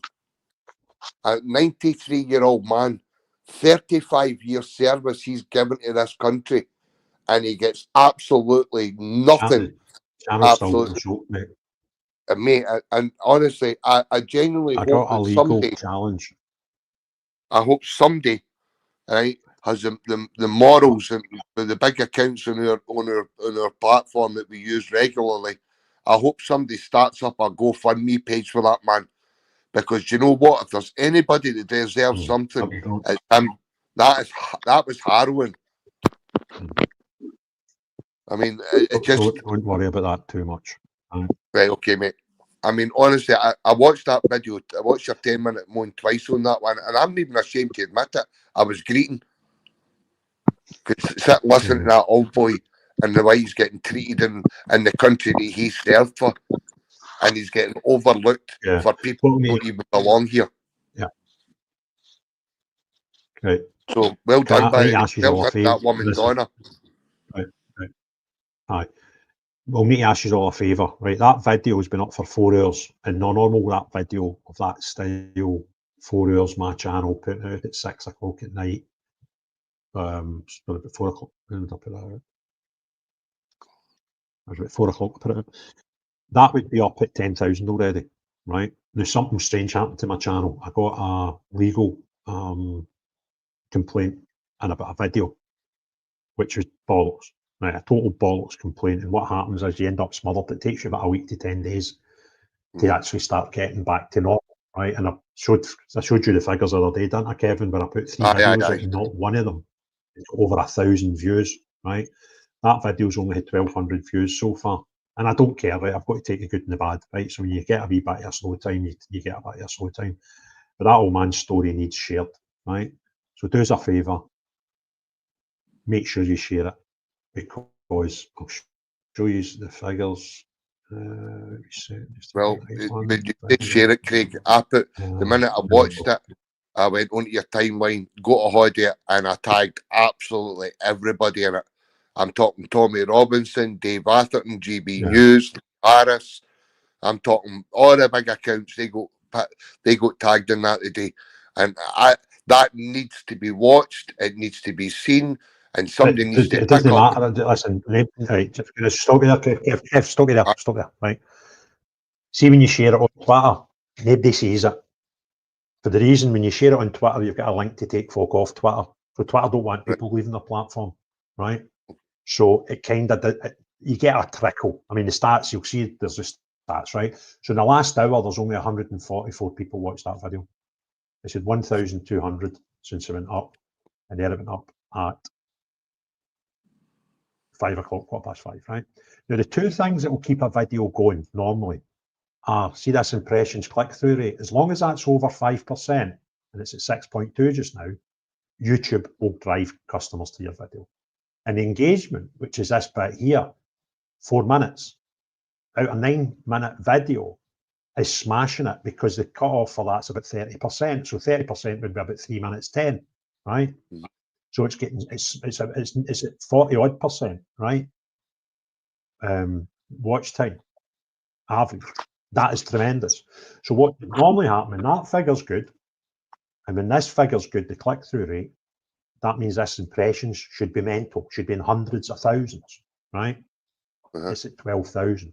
So they've only put it in front of 12,000 people, and 1,200 of them have actually watched it. So the video's been choked because my channel's been choked just now. We need to track the algorithm. We need to get people watching it who you're sending through WhatsApp, you're sending it through text, you're watching it yourself 5 or 6 times. When you watch it right to the end. All these things help sort of trick it, and then it takes about a week to a fortnight sometimes for me to start getting back to normal figures. But that breaks my heart. Right, listen, I'm going through a tough time with views on YouTube right now. Fine, my big boy will go over it, right? But this old boy's story kind of deserves it, right? And what I'm going to do, if you bear with me just now, video file, let's get this one. I was wondering why I'm looking in the sky. I've got a 42-inch telly behind my camera now, so I don't need to look down here at my laptop. I'm looking at this big 48-inch telly. Yeah, that's why I'm doing this at the time, because that's the comments over there. This is Johnny. Johnny, what's your second name? John McCutcheon. And how old are you? 92. And you were in the army? The Black Watch. For how long? About 35 years. I'm one of the longest serving soldiers in the army. Yeah, and tell me your situation. Why are you sitting here, Johnny, with this? I'm sitting here this, because... wait a minute, this says ex-Black Watch, 35-year, 91-year-old man, God bless. So you're sitting begging in the street, and tell them why. Well, what different reason. One reason is the people who come here on the pretense of taking away our economy, taking away the future of Scotland, changing our economy. I'm here for that reason, and also because, well, I'm on my own, and my wife's dead now, and I'm here to get. I've made a lot of friends, and the friends keep me alive. Keep me alive. I know. Could you tell me about the £400 that the council sent you an invoice for, Johnny? Yeah, they sent me. Well, what it was, when my wife was alive, she got me one of these things. Community alarm. Yeah, and I forgot all about it. Was it a community alarm or was community alarm? Okay, so that's in case you fall. Yeah, that's in the so house. You pay, so that's a good idea. So they charged you what? Well, they gave me first of all for £400, and I went down to them. I said, look, I'm not paying that. I want to cancel it because I should be getting it for free because it's under my health, because I've got heart trouble, and if I'm on my own in the house, and if I fall, how can I communicate for whatever? Of course. Now, tell me what you think of the illegal refugees in the Queen's Hotel and the Station Hotel, because I believe there's 191 of them. So what do you think of that, Johnny? Now, you'll be for giving them a sanctuary, of course, if they're legal. Tell me what you think about the illegal ones. I'll tell you what it is. I don't mind if the people come in and go put money into the economy, have brains, who are going to join the society rather than come in and just... And you'll welcome them? I welcome them. If they become into society and be a part of society. And I don't think a majority of them, I see young guys here, very young guys, if they were running away from their country, why weren't they fighting like I was during the war for their own country? Because they fled the country, and what they do, Johnny, is they come over in the dinghies. They pay money to come over. Yeah. They'll no stay in France. They come to Scotland and England because Scotland's a very weak country. We've got Keir Starmer, and he's got no backbone, so therefore they're getting all the benefits free. Now, see the likes of yourself, that you've worked all your life. Yes. You were in the army, whatever. That's your money. That's your taxpayers' money that is actually keeping them. I paid all the taxes. Johnny, they get free gym memberships. They get fresh fruit every day. They get 3 meals a day, and they get money. I think it's every day or weekly, and they're getting protected. And the council are doing nothing about it. There's more coming over every day. Johnny, could you just say exactly how you feel? I'm going to wrap this up. But thank you so much for allowing me to speak to you. I've known you all my life. You were a friend of my father-in-law's. Yeah. No, Bob Henderson. Oh, That's my God. father-in-law. How's it? Bob's dead now. Yeah, Bob passed away, but listen. How's your wife now? His wife's fine, but this is about how you feel. So why are you sitting here, Johnny, and what's your circumstances at home? I'm sitting here thinking I'm doing my own little thing and to sort of showing the society that this is Scotland. This is Scotland, this is Great Britain, and the illegal immigrants are getting more benefits than you. Am I right? All the benefits. Right. So, do you get any benefits, Johnny, if you didn't mind me asking? I don't get no So you benefits. get nothing at all? No, nothing at all. Right. Johnny, I'm going to wrap this up now, but I really appreciate everything you've said. Here, Bob, okay, I'll give you a wee Oh. hug before I go. Oh, Okay, right. thank you. Hang on a minute, I'll just turn this off. Thank you. That's fucking terrible. Heartbreaking, isn't it? Well, good news. The girl that videoed that is a woman called Donna, who John had spoke to at the protest in Perth on Saturday. Kept in touch with her. She was raging about an article that went in the Daily Record. She's apparently in the Daily Record tomorrow, I think, with an article which I think they'll try and do a hit piece on her. I was in Perth last night, and they stayed just outside Perth, and she contacted me, and Nick only had a spare 45 minutes. We were in Perth for half. Is that your dog? I ran over to see her and her mum last night for a wee 45 minutes. Lovely people, and she's coming on to do a podcast with me tomorrow, to record something tomorrow morning. And she sent me that today, that video. So meeting up with her, doing a podcast with her remotely tomorrow. And I've already reached out to soldiers that I know to say, look, just guys, if anybody, in ex-Black Watch and all that hers, so we need to look after that man. Just did an email, a message there. Just letting you know, this is for a random person that just watched the video. Just letting you know that I sent an email to Black Watch Regimental Association, because on my video I say, look, I'm sure they'll have an association to look after their own. Regarding John McCutcheon, and copied you in on it. I'll also bring up his situation at the next Para Regiment Association meeting down here. This is obviously someone who's ex-Para. It's wrong for a veteran to be in that situation, especially at 92 years of age and 35 years service. So I'm quite sure the good boys will be looking after one of their own, and I'm going to find out exactly where he sort of hangs about when I speak to Donna tomorrow, and the next time I'm in that area, even if it's just to go up and get a wee 20 minutes with a man, because he seems lonely and he's there. It's just sad.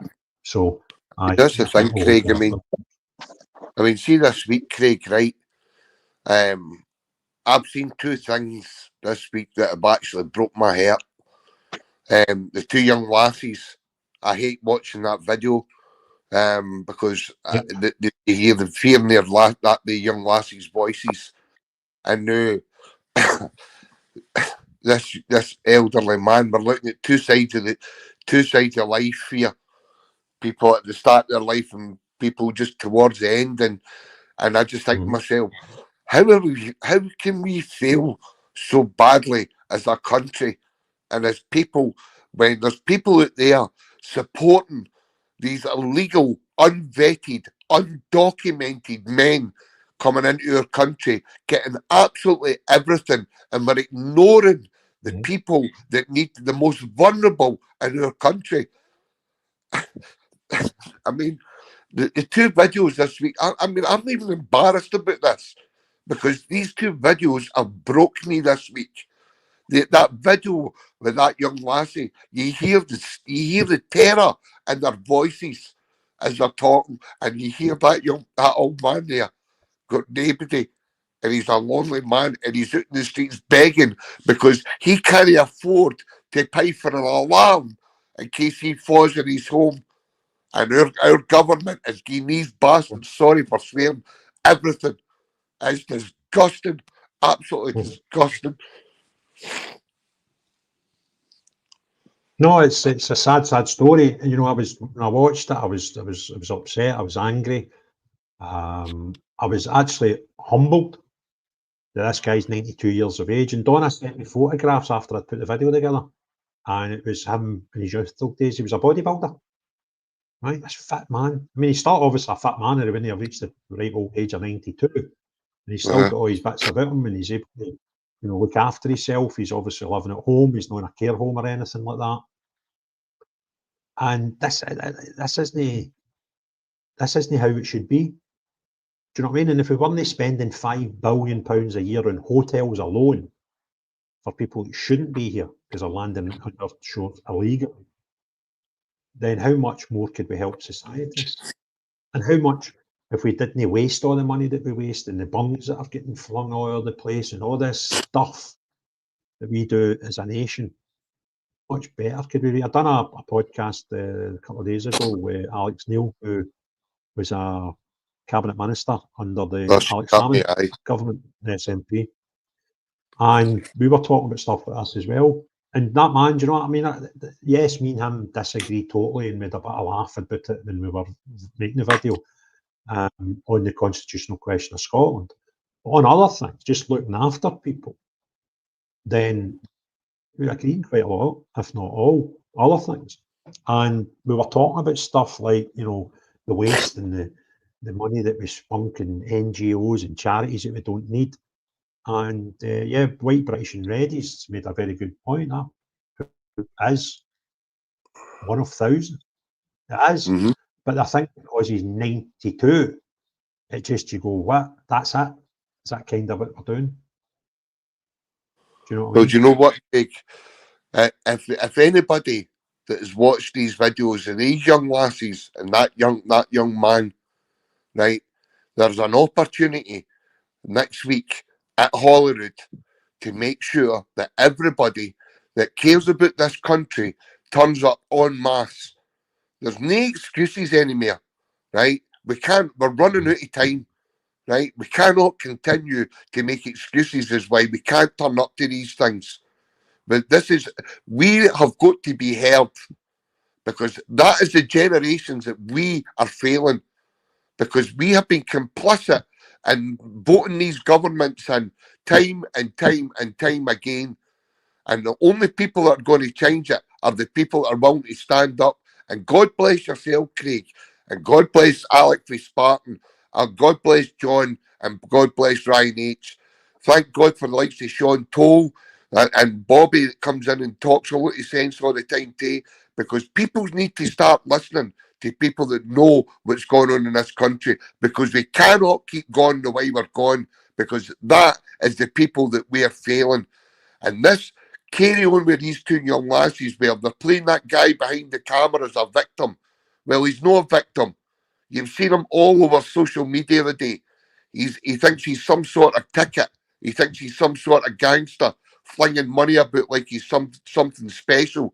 He's no victim. The young lasses were the victim, because they're scared, they're frightened, and then you're sitting watching that old boy, £400 to pay for something that he needs, but somebody's getting 3 square meals a night right now, and is getting a nice warm hotel to sit in right now, while that boy's out in the street begging for money. No, it's wrong. Grow a set of balls, and everybody, you get to Holyrood next week, 6th of September, 12 p.m. Make sure you're there, because we need to start getting louder than these left-wing lunatics that think that's acceptable, because I don't find that acceptable. I'm ashamed right now in what's going on in my country, because we're overlooking these people that need us. Yeah. Sorry for the rant. Why you're the ranter, mate? It's what you do. It's from the heart as usual. You don't duck anything. You just get right in about it, and fair play to you, mate. It's just shocking. It's terrible. And don't ever apologise for having a passionate. And you know, I'm glad that people like you, Craig, right? I mean, you get up in that stage, and you speak, and you don't duck. John gets up and he doesn't duck. Alec gets up, he doesn't duck.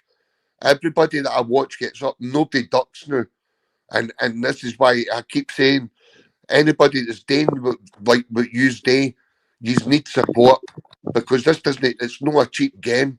You've got DJR Media, right? Is a young boy who's making his way in the world, right? And he needs the support because he's turning up everywhere.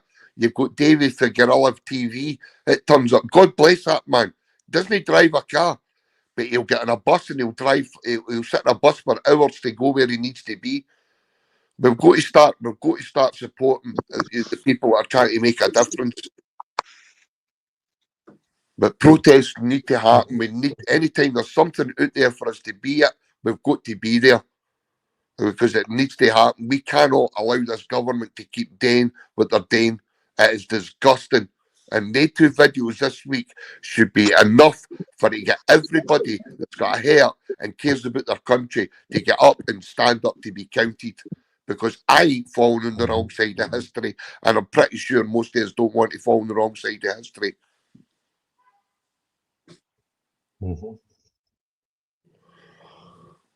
Yeah, aye. So there we go. Somebody was asking. It's the 6th, which is basically next Saturday. Aye, week Saturday, mate. Aye. I think I've been asked to talk at it. I'll need to check. There's that many stuff flying about now. So Falkirk on Saturday, Kev. Well, we've got choices, haven't we? Falkirk, Aberdeen. I'm trying. There was something I'm looking into as well that might be happening. I'm not 100% sure. I was got to, once I get there's a protest going to be happening in Dundee, funnily enough. Good. So I think if that one does go ahead, I think I might actually make the effort to go there. Because I mean, Falkirk, I've been to Falkirk. I mean, don't get me wrong, I would go back to Falkirk. We had a fantastic crowd a couple of weeks ago. But I think because of what's happened this week in Dundee, if they have got one going on, I think we need to make our way there. The hotels are not going anywhere. So I mean, I'll keep an eye and I'll keep you posted on that one. But I'll be at one of them this weekend.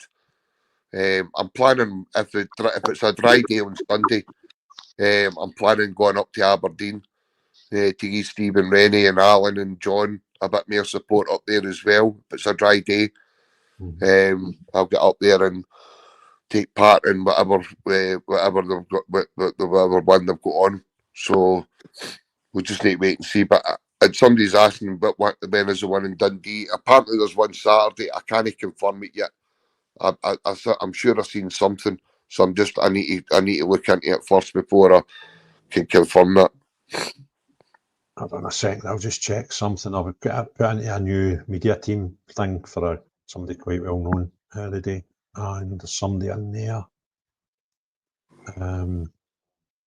Saturday. This is the ones they know about. Yeah. No, it's the 30th.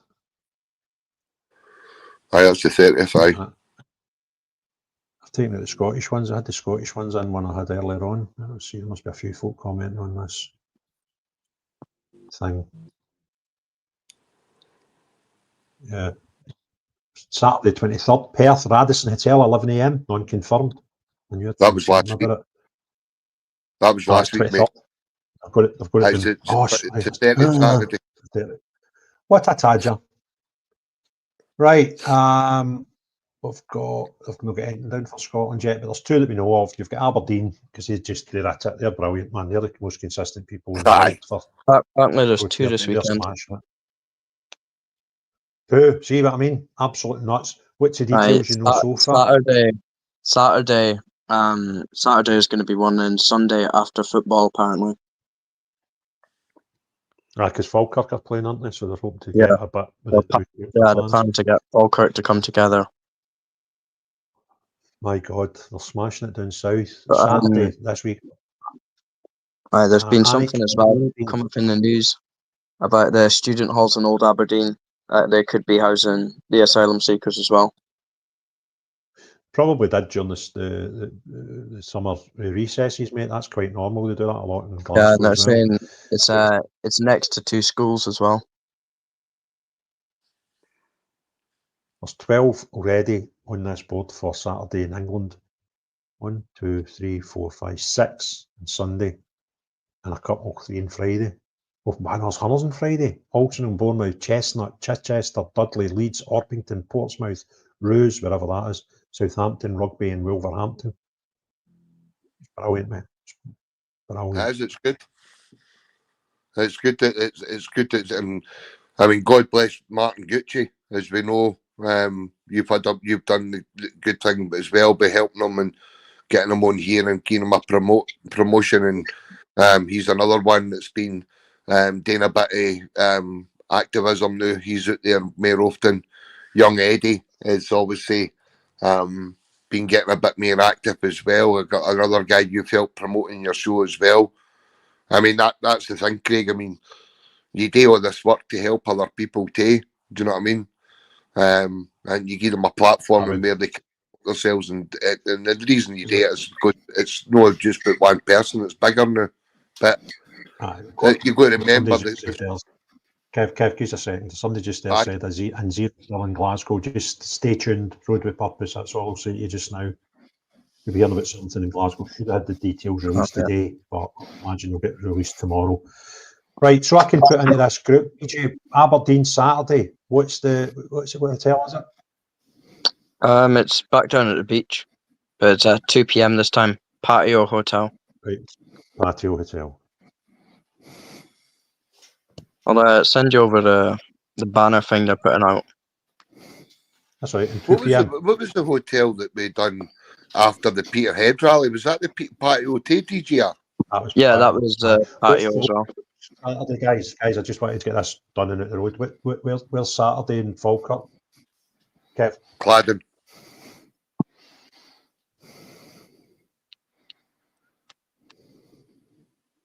And what time? I think that one's, don't quote me, but I'm sure that's a 12 p.m. kick-off as well. Sunday, is that 6 p.m?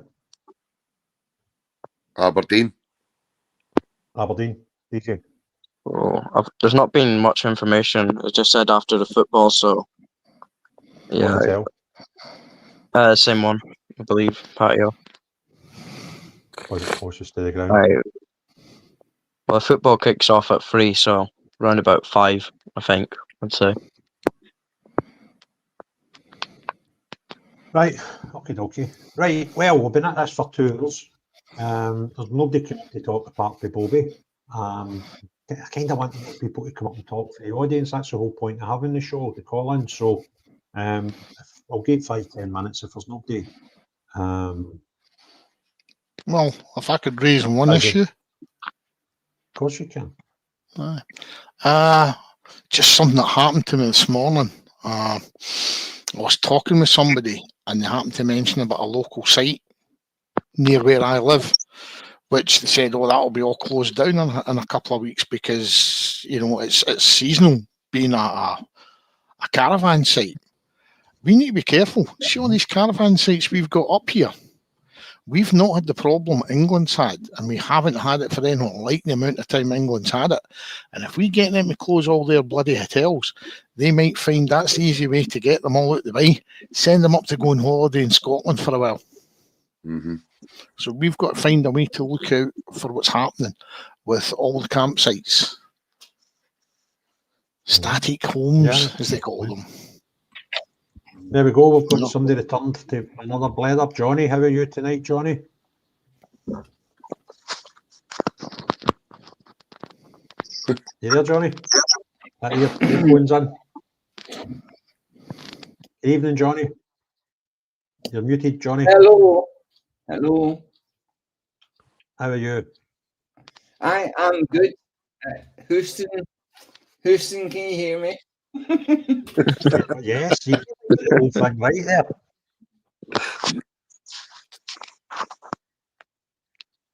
So what are you saying tonight, Johnny? I just want to say, I want to can you hear me? 100%, loud and clear. Oh, not quite sure why.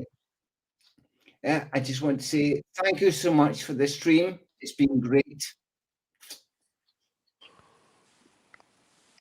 Thank you. And nothing bothering you this week, Johnny? Well, again, a feedback problem here. Okay, sorry, we're not getting any urgent with you, so I don't know, maybe something you mentioned, maybe is it just your own voice that you're getting feedback on, Johnny?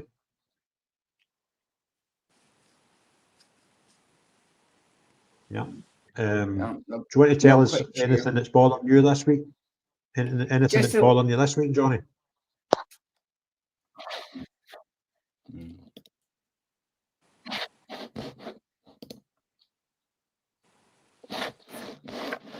Yeah. Not quite sure. I think I've got a problem here with my equipment. Just didn't have a problem.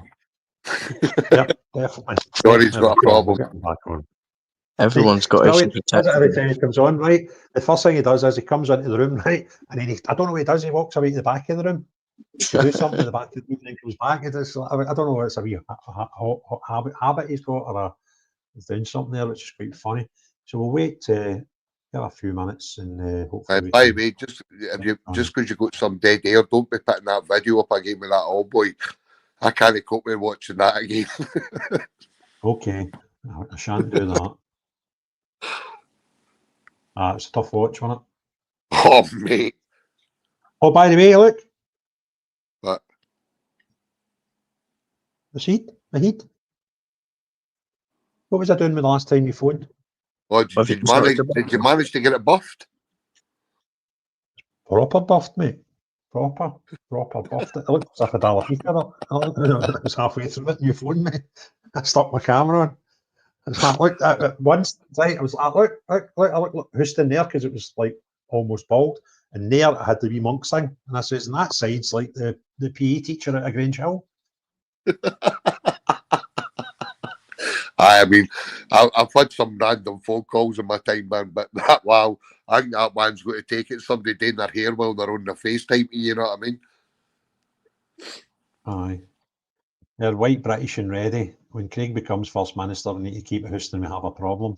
Aye. Tell you, I'll not be the First Minister, right? I'll tell you who I have the problem. Whoever is the First Minister, if they keep their shite up, I'll be point of order. And he'll be like, oh no, him again. There'll be folks, even I'm not in the place, they'll be like unscrewing that buzzer and like disconnect. I'll be like that. Told you I'll go in that button, but I've meant to ask Alex Neil, see the point of order buttons, what colour are they? Because I'm sure it's red, right? And my challenge is in 5 years that you get up there, I'll hit it that much. From the time I'm finished, it'll be pink, right? I battered hell out it that much. We'll have a pink button. I still think that was one of the funny nights on it. Blue Pony saying about that. we should demand a general election to vote out the SNP, but we don't need to demand a general election, Blue Pony, because there's an election May next year, so plenty of time to get shot in them. Oh, look at this. Gavin, UK, I have a Honda suitcase generator. In Perth, if anyone has a good set of speakers. There you are. There's an offer. I don't know who's arranging these things up there, mate, so just, I'm sure if you ask about locally, go to maybe some Facebook groups, there might be something like that. What are you talking about, Martian? Look, Martian's talking, like, as well talking in Gaelic. Set the SCE to opt, mate. By the way, Martian's talking about. Oh, listen, Martian's just as mental in person as he is on this platform, so. Brilliant, innit? If I tell you, he's a clever boy. He's me on the phone. I was trying to get something on my laptop, and it was like 5 minutes and 40 happened, and I think it was done. You know what I mean? I don't even know what he had me doing. He's like, press here, do that, bump, right, bang. Aye, gone, sorted. Brilliant. Well, I think Mr. Johnny's getting back in the room to let us know what was bothering him this week. Oh, he seemed to want to just come up and say thanks for a decent stream, so we'll take that. And I think I'm going to draw it close tonight because there's not many people coming up to talk, or I'd be here all night if people come up to talk. I'll be here as long as, you know, we've done. What's the best run? Was it 3.5 hours we've done? Wendy, question, is it possible to get Labour out before the next election? I don't think so. We've got so much of a majority in Westminster that why would they? It's not even close. It's not even as if, you know, a couple of by-elections and, you know, they could lose seats and it could swing the whole parliament. They're so far in front that can't see it. Why would they? Why would they call us an election when if they'd done one right now, they'd probably lose more than half their seats. So I can't even. Yes, it's possible, but I don't think it's probable. Jenny, we need Labour out of South Lanarkshire badly. Yeah, here's another question. Did you see Jeremy Corbyn say that Hezbollah won't object to a referendum? No, but that doesn't surprise me. Kev, you've come back. You all right? You're in twice. Kevin? Yeah, Colin. Denzel, come in, Denzel. He fell asleep or something? I don't know. He's in twice, right? Here's Colin, Denzel, come in, Denzel. Sounds like he's sleeping. I think he's fell asleep. Maybe his dog's snoring. Yeah, I took them both out. So just kick the two in case that's causing a problem. So kick from studio twice. I nearly hit the ban button there. I don't want any of that here, Kev. He'd come through here and batter me. You never hear the end. Right, well, Norman McLean saying, keep going, Craig. Well, I will. But I need folk to come up and talk, right? Because I'm bored of Kev, right? So somebody else will need to come up and talk. I will. Kev. Right. Listen, this is why I need to get this laptop off my mum, man.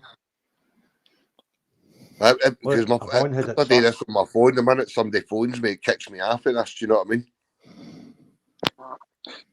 Aye. Have you not got a VIC-20 or a Spectrum ZX? No, I'm still running up a Nokia 6210. No, I've got a BBC. I've got a BBC Micro.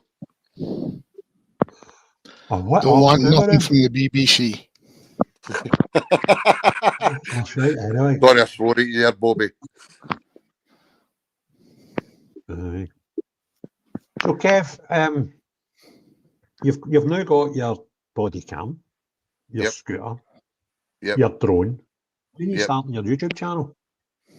Well, I need to sit down with you on that one. So I'm going to sit down with you, date that, and then John's going to help me set up TikTok as well.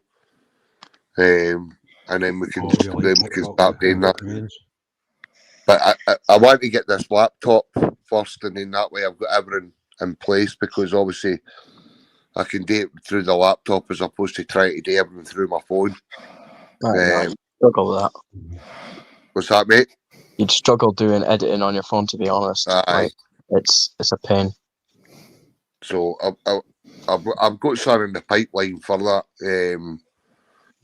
Hopefully my mom can, because my mom's got a laptop and an iPad, but it's been locked out, so she needs to be able to get it reset. So if she can get it reset, I'll get that off her. If no, I'll need to just try and find a way to invest in one. I've seen a couple like the laptop. Right. That should be easy to sort, but just a factory reset on You can't even get into the factory reset though, mate. That's the problem. It's been looked at, it's password protected, so I mean, is it a Windows PC? Sorry, mate. Apple. Is it Apple? No, I don't know what type it is, Bobby. Because I spoke to my sister to see if she had one, but she didn't, because she works for a bank. She gets a new laptop every year, and she said my mom might have one. So I phoned my mom, and my mom had told me that she can't get in it because it's password protected. But if I can get a laptop, then obviously then I can put all the stuff that needs to be used, and then I can go out and document the stuff using my phone and the new camera I've got and the drone, and then I can come back and then put it into the laptop, edit it, and then download it onto YouTube and TikTok. Right. If it's iCloud, then really there's no luck. If it's iCloud locked, if it's just a password, though, you can get that off. I don't think it's not to do with Apple, mate. I think it's like Windows. If it's Windows, that's not a problem. If it's the login password, you can get it that easy. All right. Aye. That's dead simple. Right. Well, what days? I'll jump in and see my mother tomorrow, and then see what she's talking about, and then I'll maybe give one of these a shoot because I follow the 2 years anyway. Right. So I'll maybe type these You up just do message. like a FaceTime and try and get it through for you. All right, mate. Sweet. Blue Pony's asking Craig, are you going to Westminster on September the 13th for the March? Yep, I'll be there. Yep.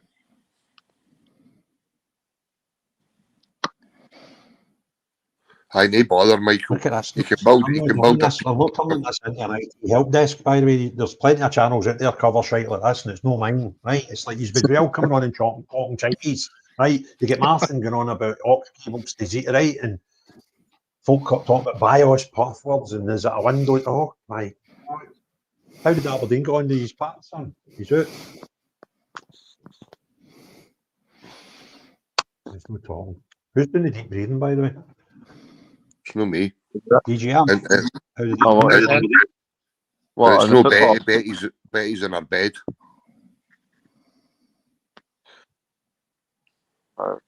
3-0 down. How did you go on? Football. 3-0 down on football. Oh. Just as well, you're better at protesting than kicking a ball. Are you sure you want to say that, Kit? Are you sure you want to say that?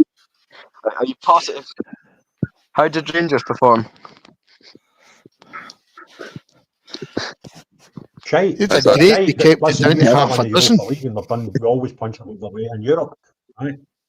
Celtic managed to get beat by a team for Kazakhstan. Borat was in goals, right? And Aberdeen. You beat that mob like you're like a piss, FSG. Honestly, none of you can ever. Rangers were rotten. 6-0, redneck. No, but a man sent half in 8 minutes. You should have started with 10 men and no get beat 6-0, right? It shouldn't happen. Absolute bollocks, right?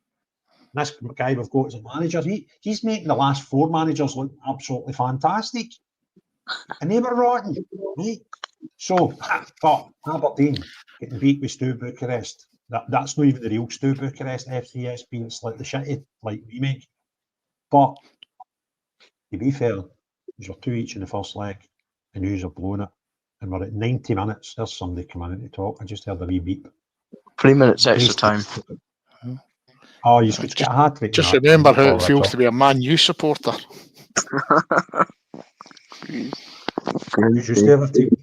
Right, who's that? It's Base Patriot. How are you, sir? You've got Good. yourself on mute. I'm good, fella. How you doing? Can you hear me okay? Very well, sir. I had to go and probably warming a bit of a new headset because Denzel was slagging the life at me last time. So probably woman. I've got to play it up over the next 42 years at 20 pence a go. Aye, which is a shorter version of the facts than Kevin's laptop story. I thought I was going to fucking have to pay my gas bill before he get his story out about a new laptop. Oh, that's off. Anyway, right. I think what's going on with these protests is great. Right, we're really doing a lot of. What am I talking about? You guys are doing a lot of great work, right? And you can see that it's having an impact. We Epping shut Nits hostel down, and the various other councils challenging their hostels. So it's definitely affecting change, right? But one of the things that's kind of bothered me a wee bit is we're just moving pieces about the board, and frankly, if, like you said, they're going to end up going elsewhere. So if they move them at the hostels or at the hotels, they're going to go into social housing, which is going to place a greater burden on obviously our already existingly stretched infrastructure. You've seen how Glasgow's now the migration hotspot when it comes to actually migrants. And for me, it's kind of getting to the point where you've got people doing protests up and down the country. You've got the left wing, you've got the right wing, and you've got everybody in between. What this really comes down to is a complete dissatisfaction with the government that we've got, right? And we can complain about one particular angle of their agenda, or we can complain about another. When I think in reality, right, we're going to have another 3 years of this, and you're going to see this gradually get worse.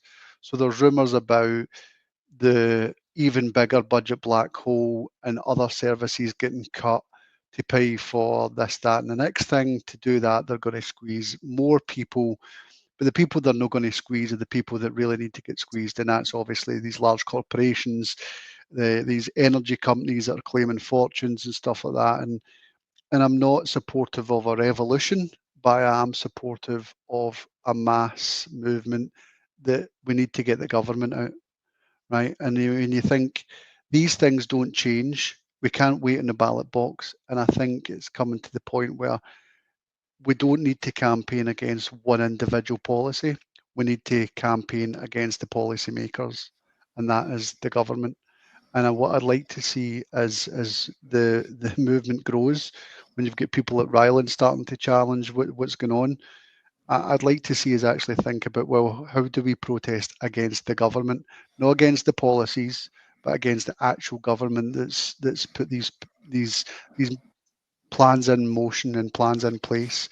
And when you think about it, right, to me that's even more uniting of a country, because you've got more disaffected people than certain aspects of government policy.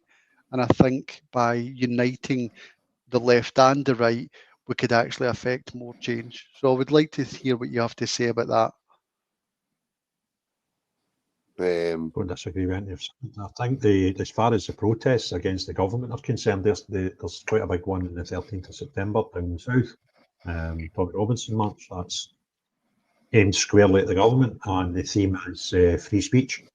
And some of the people he's got talking at that are just phenomenal names and worldwide. I think the only British speaker at it is actually Tommy, hardly enough. There's people from Europe, there's Peterson from Canada, who I think is a tremendous brain and a tremendous talker. And that's the sort of level we're at. And that'll be aimed very squarely at the government. And I'm looking forward to that.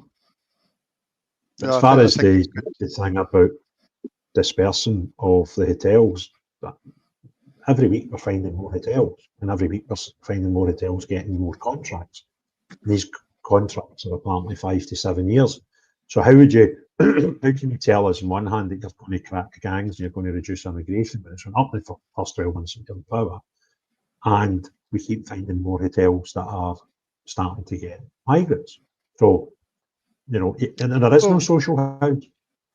Welcome to the world of government gaslighting, right? I mean, it's plain as day as far as I'm concerned that these people are gaslighting us, right? And the radio silence is better than lying to our faces, but when they have to, they'll just lie to our faces. We're going to smash the gangs. We're going to create laws that stop this from happening. We've got laws and all of that stop it from happening. Right? If you really want to see what the government's spending on this stuff, you can just look on the public contracts website and you'll see how many billions we are spending on the Sercos of this world and the various other, even the Scottish government spending. I saw loads of different contracts on their public contract Scotland site where they are, asylum seeker programs and stuff like that. So we are spending hand over fist on this, but it's not just the asylum seekers. It's bigger than that, right? It's the absolute frivolous spending of our hard-earned cash on vanity projects that don't actually do as a service. All of these green energy things are ultimately engineered by the World Economic Forum, and the net effect of it is it's keeping us poorer and holding us back as a nation. And we'll dress it up, well, it's because we left the EU, or it's because of this, or it's because of that. See, when it comes right down to it, it's the fact that the government can't balance its books. So it's scaring the revenue people away, the people who actually generate wealth in this country for their socialist agenda, which on the face of it looks rewarding and the right thing to do. But the reality of it is we can't afford it. And we need to find a better way of finding the money, not by overspending and overtaxing, but by somehow coming into the middle again and actually making sure we can fulfil social contracts with the people of this country, the veterans, the people below the breadline, the people who have been put out of work, the people who are trying, and not engineering a society where we become dependent upon the state. Sorry, I think I've heard Kevin yawn there. I better get off my soapbox. Kevin. I just want to show you something here, right? It's pretty bonkers, right? This just makes me laugh, right?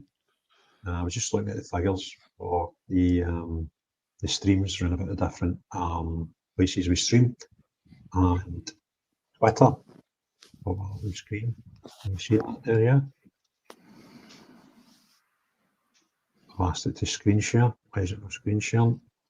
Don't show that video again.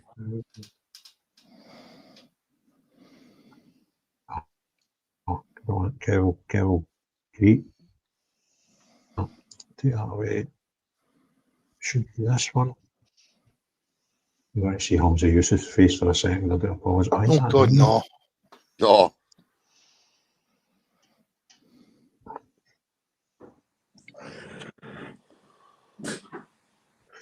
Right, there we go. Right, now I'm going to just get rid of him and a wee sense he's screaming about it now. Oh, he's getting, look, Nadia. Oh, God. Anyway, what I was wanting to show you was this over here live on X, right? So Basil was in and out in an hour. There's 2.7 thousand people watching this through X. And on mine, so I've got a fraction of the, I think I've got about 14,000 people on Twitter. 351 on there, right? Now, if you add them two together, that's 2,000 people. GB News are at 1,000. So there's double the amount of people, sorry, treble the amount of people watching this on Twitter than GB News. It's like Elon says, this is where people get the truth. This is where people get their media. Well, and I'll tell you something in a minute. So there's the figures for the YouTube. So that's 1.7. So what we are at 3, that's 4, nearly 5,000. It's just bonkers, isn't it? And I was watching I watched a lot of stuff about YouTube and how the analytics and all that carry on. I was watching a video this afternoon, and it was a guy telling you that he needs to get some magic amount of subscribers, and he goes to a lot of like conferences and stuff about social media and whatever. And he was saying that YouTube is the future for entertainment, not just news, not just podcasts, whatever. And it's phenomenal. There's billions of hours every day watched on YouTube. It's becoming the new media. And there's more people watch YouTube, hours watched on YouTube, than there is in Netflix. That's bonkers, isn't it?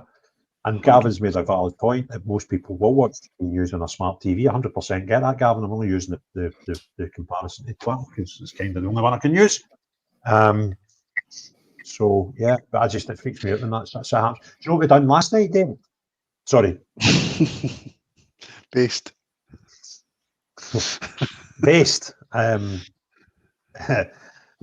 Well, somebody said, I was on the phone to a pal, and he was like, see your channel.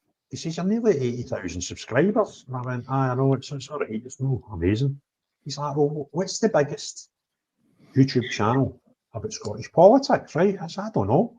So we started looking at that. He was shouting out names, and I was going onto their page, and there was people that we thought were really busy, have got like 2,000 and 3,000 subscribers, right? Do you know my wee shitey channel has got more subscribers on YouTube than STV? And I'm about 8,000 behind BBC Scotland. So it doesn't surprise me.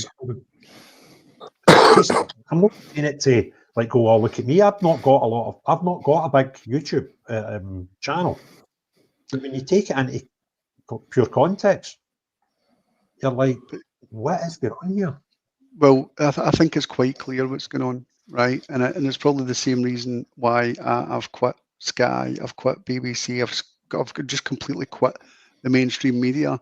And whenever I'm going to watch anything, I watch YouTube, right? I'll occasionally watch Netflix or Prime or Paramount or even Apple TV, right, depending on what's on the go, right? But the reason I choose YouTube over the mainstream media is I get to pick what I want to watch. I don't have some but I don't have some media mogul decide what shite I'm going to eat, pardon my language, or putting political views or their opinions down my throat. I get to pick what I want to watch.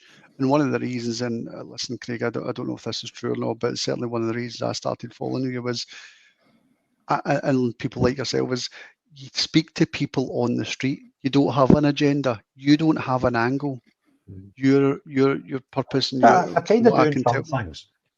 Well, somebody made an accusation at me the other night and said, "Oh, you just always want to smash the SNP." I'm like, yep, I hate them.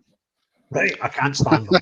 I wish but there to be no let me longer. ask you this. Well, let me ask you this. Why do you hate the SNP? Besides their national tendencies, Incompetent.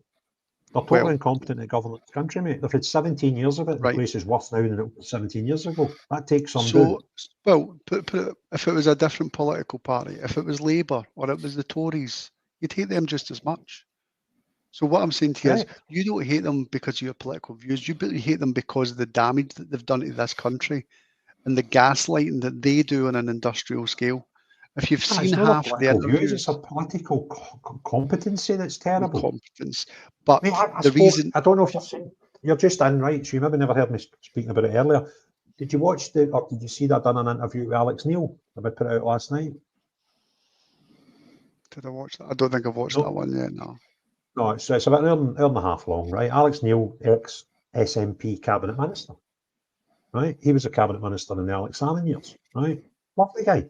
Second time I met him for a coffee last November in Glasgow through somebody mutual, and I was trying to help them with something. He was semi-involved in it. We met for an hour and a half up at John Lewis, the coffee shop, John Lewis. And I was like, he's a cracking old guy, right? I don't agree with his politics, particularly obviously the constitutional question of Scotland, but he was a decent guy, right? And we were just talking about stuff, and he's like, "Oh, it's a shambles. Scottish government, terrible, right?"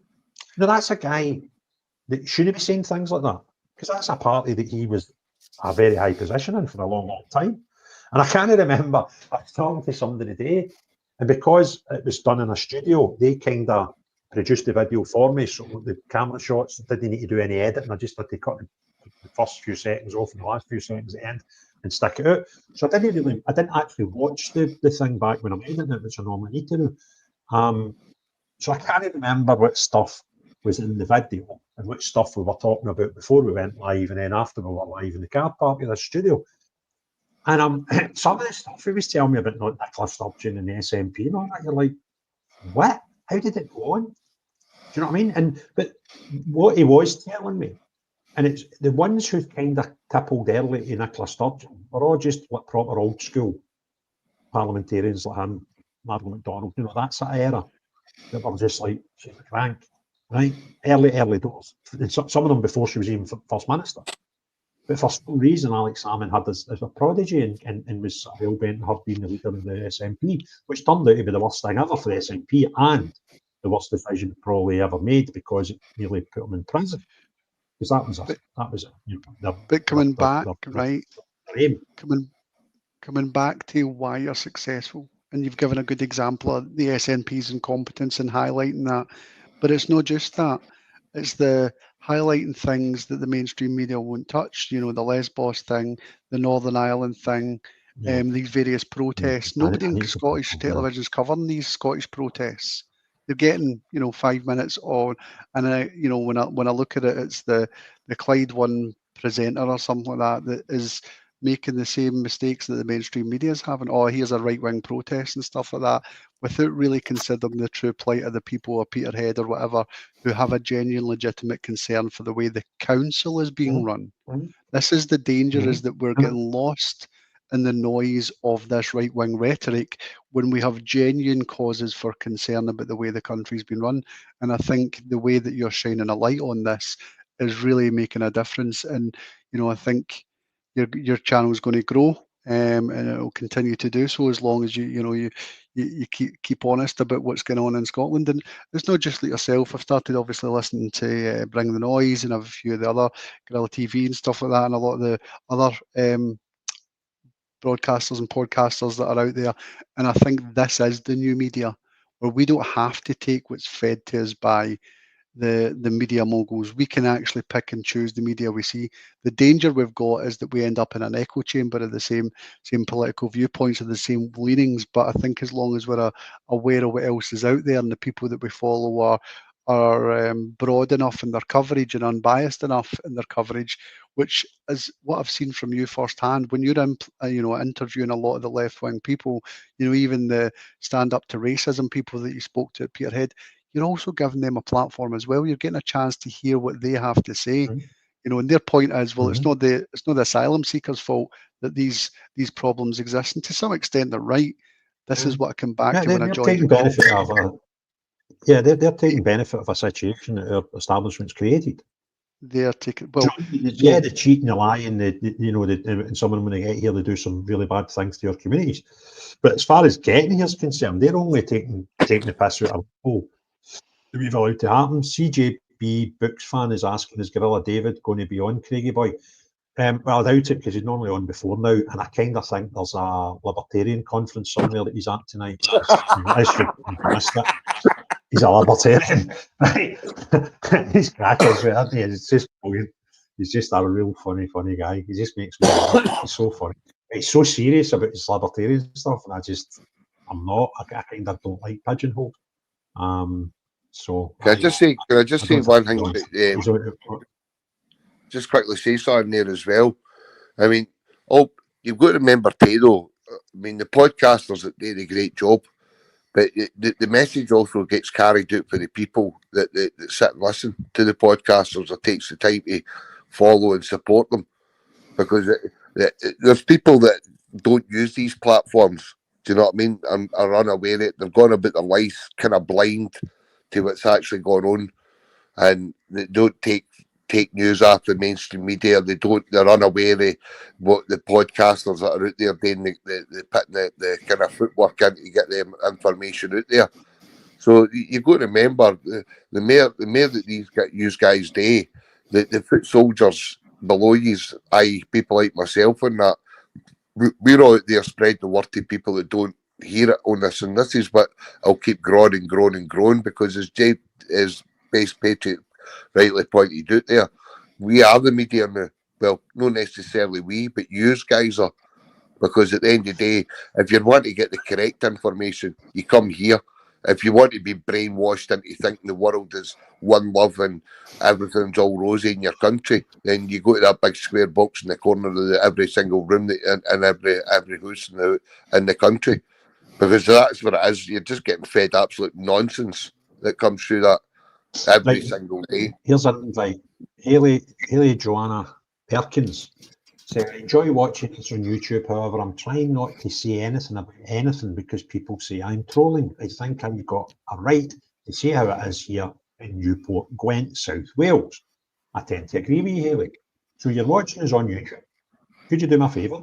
Go into the description. You'll see a link to StreamYard Studio. Click that, and within about 3 seconds, you'll be in this studio, and I'll give you the time to see whatever you want about Newport, Gwent, South Wales. How's that sound? Because that's what the show's meant to be about. People coming up, calling in, tell us what their problems are all across the UK. So please take me up on the offer, Haley from Gwent, and we'll see you soon.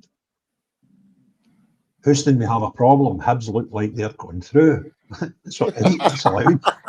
So I'm kind of glad somebody's making a bit of a dent in the coefficient, and it's not just left to the Rangers again, you know. Oh, for God's sake, man! You're going to have a problem with me talking. You're going to have a problem with me telling truths and stats. Is that what you're saying? No, we're not going down this road again, man. Like, it's been a terrible week. I don't want to be fit by phone in. I don't want it to be. Did you see that last message you put on there, right, about the class war thing? I think that is. Oh, you missed it. Right. It was actually a good post. Do you think it was something about the class war so people don't vote Tory and just let Labour in again. I think that is actually what's been engineered here, right? So what's going to happen is when the next budget comes out, there's rumours about Rachel Reeves now tackling landlords, right? And they're now going to tax them and stuff like that. And this is again coming back to the point of what I said on the call. The people who can't fight back, right, are the ones who are paying the biggest price in this country. The people who are having, mass immigration forced in their communities, the people who are trying to start a business, the people who are paying higher taxes, the people who are dragged into the higher tax rate brackets, right? Who nurses are now, some of the nurses that are doing overtime or on contracts or whatever are now paying some of these higher tax rates. They are saying it's the people who are upper class are the ones that are causing the problems. It's the landlords, it's the thing. They're trying to get us to hate each other when we're all feeling the same pain. Just in different ways, right?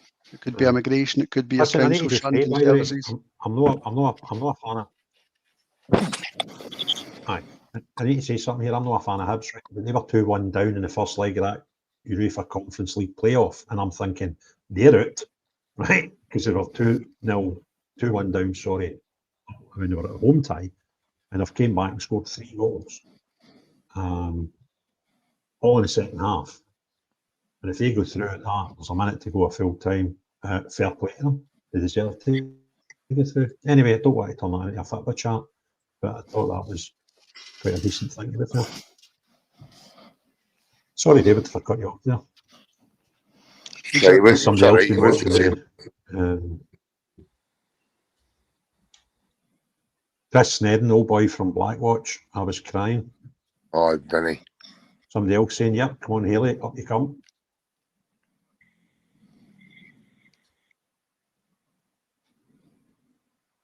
Anyway, anybody else getting to say before we think about that up? I'm kind of wanting some more people to talk to be honest with you.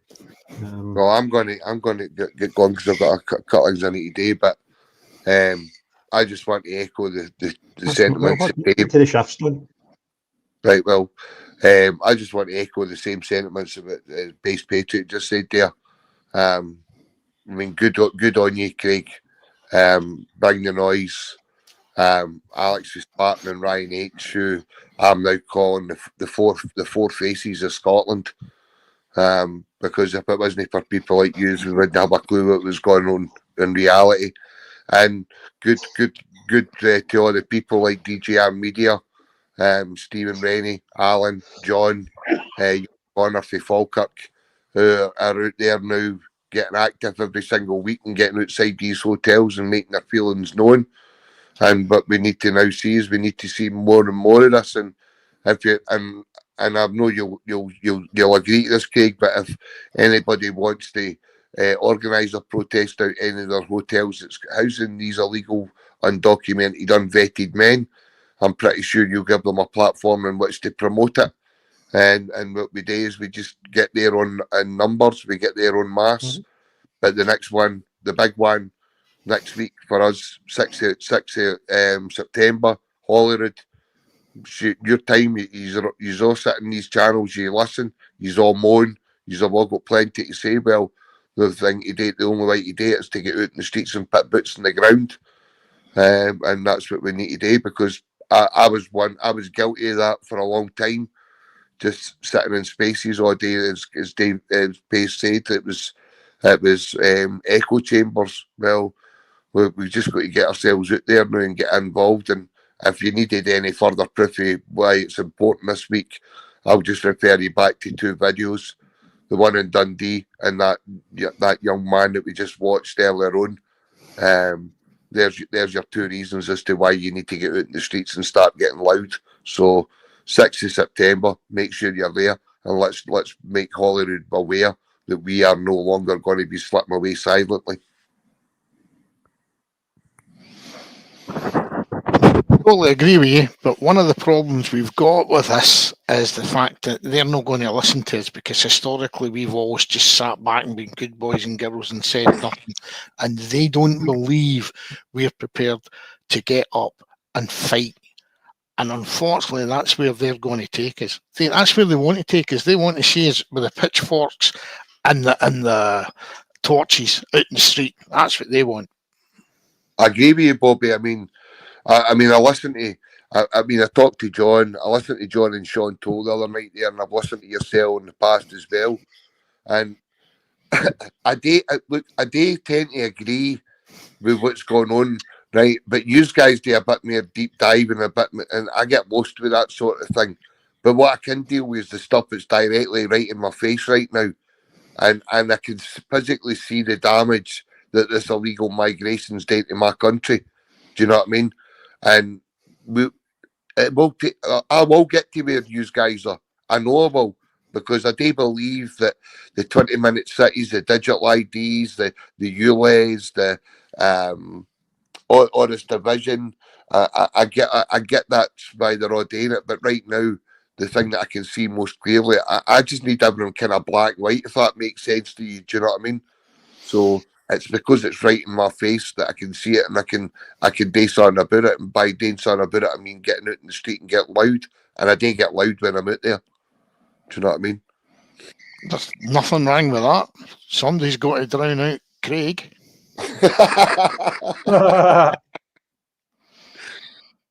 I'm not achieving that one anytime soon.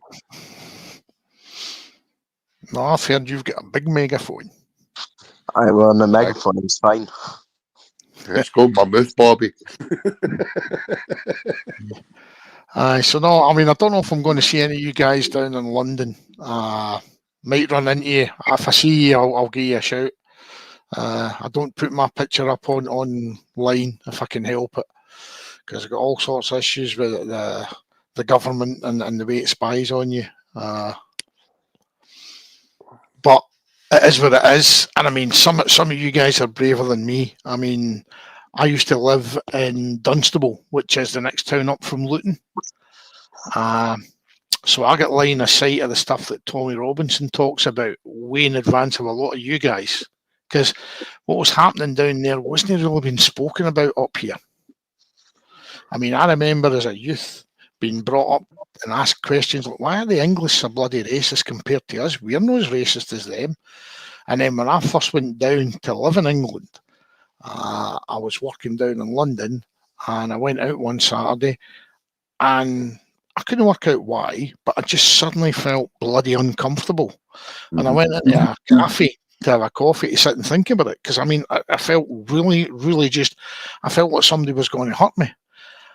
And sitting in the cafe, I looked out and I thought, that's what it is. There's no white face out there. And it sounds stupid, but whether we like to accept it or not, we're all naturally racist. But it's not racism the way we get told it is. It's racism based on we're pack animals and we don't like being on our own. Mm-hmm. We feel endangered being on our own. It's tribes, Bobby, innit? Aye, very tribal. Now, that's an old instinct. We can get rid of that and get away from it. But I mean, that's why when I went down, I realised when I looked around most of England and saw some of the things that I was seeing, you could go to towns in England that were, back then, you were probably talking only about 25 to 30% were actually non-whites. Now you've got towns in northern England where less than 0.5% of the population's white. 74%. I think the last time I seen Bobby. There's one town that's got less than 0.5%. Aye. You go in down its main street, you won't see any signs written in English. They're all written in Urdu. That shouldn't be allowed. Alexander's asking Craig if you told the story about the girl from Dundee. No, I've not. And the reason I've not yet is I want to get all the facts first and not just about the girl, right? Because then it's just a one-sided story and it's kind of a tough one to, what she done was horrific, right? No person at that age should have to be carrying those things, but I'm an advocate of anti-knife crime, so I don't want anybody to be carrying blades in the streets. However, I think to tell that story fairly, you need to show the whole situation, and none of us have seen that yet. And until I can get facts on it and no conjecture, I think I know what's happened. But for me to put a video, when you bear in mind, I'm due at Co-op. on the... Don't tell us you missed it. No, 19th of September. That's a delayed one. The first one was the 9th of August, the 8th of August that got delayed. I feel as if I'm under the spotlight with every single word I say and every video I put out. So I'm probably going through the see what I'm looking for. I wish everybody took your stance on that though, Craig. I was going to say, didn't stop Hamza Yusuf posting about it though. Right. Aye, but Humza's the right colour to be able to post about anything and get away with it. That's Humza, that as far as I'm aware, and I think Craig would even have reported on some of this, was turning around and saying it was Islam that gave us hospitals. It was Islam that gave us coffee. Aye, that was another antibiotics. I done a video. Hospitals, schools. What is it you call it? Debugging every single claim he made. The closest one it got was coffee, right? It was a guy that was a monk and a shepherd in an area that is now a Muslim area. I think it was Ethiopia, right? But the thing that makes me laugh, and just interrupt his life. No, you can't interrupt me. You know, take a clue. It says the Craig Houston's right. What's the Craig Houston show? No, I've heard a lot of arguments discussing this, where people like him discuss these sort of things and say, we brought this, we brought that. And when I hear a lot of the arguments about Gaza, and I hear them saying, that was our land, and I keep looking at them and saying, I might be mistaken something here, but your religion didn't start until 633. So before 633, nothing was yours, because you didn't exist.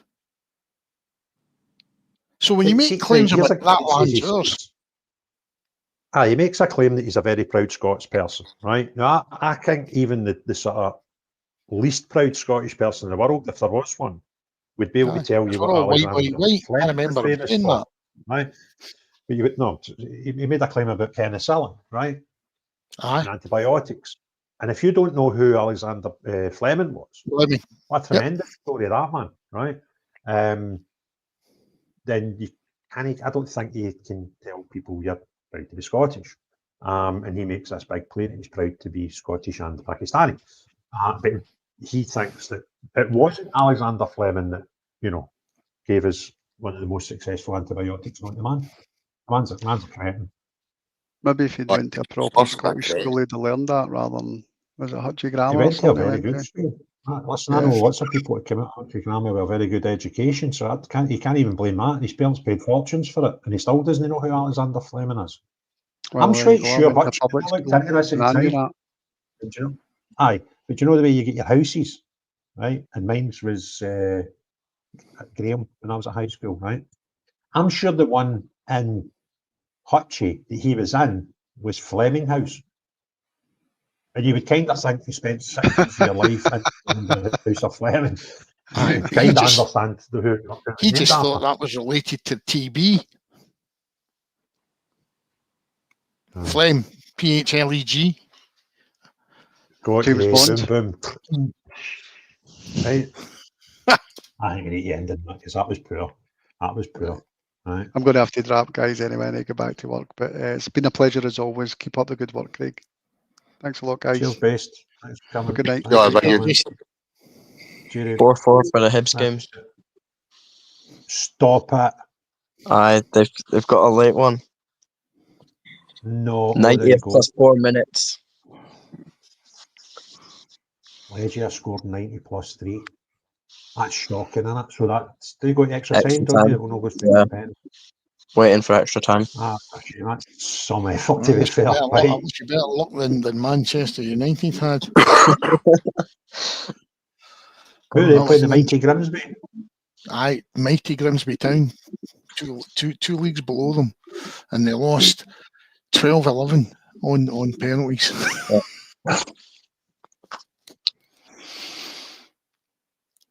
Unbelievable. There's somebody. Laurie, we covered that very topic. I done a video on it today. We spoke about it at length on tonight's show. So Nori, I'm disappointed. That's the first notice I've seen for you, Dalton. And if you've missed the first 2 hours and 55 minutes of their podcast tonight, I'm most disappointed in you. That's not very good. Certainly by a boycott the co-op for doing that. He's lost the plot. He's getting a ban. Who's that? Oh, he was on about Hamza's great and all that, carry on. Aye, but I think it was a bit of right. Anyway, that thing's disappeared. Aye, that's not disappeared. White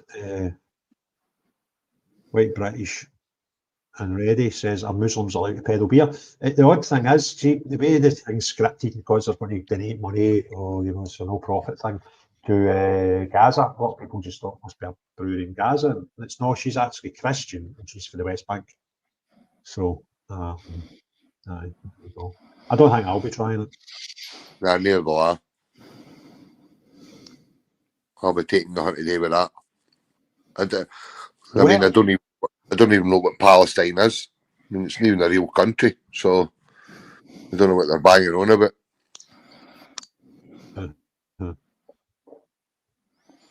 Very racist, Kevin. Very racist. Well, do you know what? If people want to call me that, they can fill their boots. I don't care. It's a throwaway comment now. Everybody gets called racist. Right, so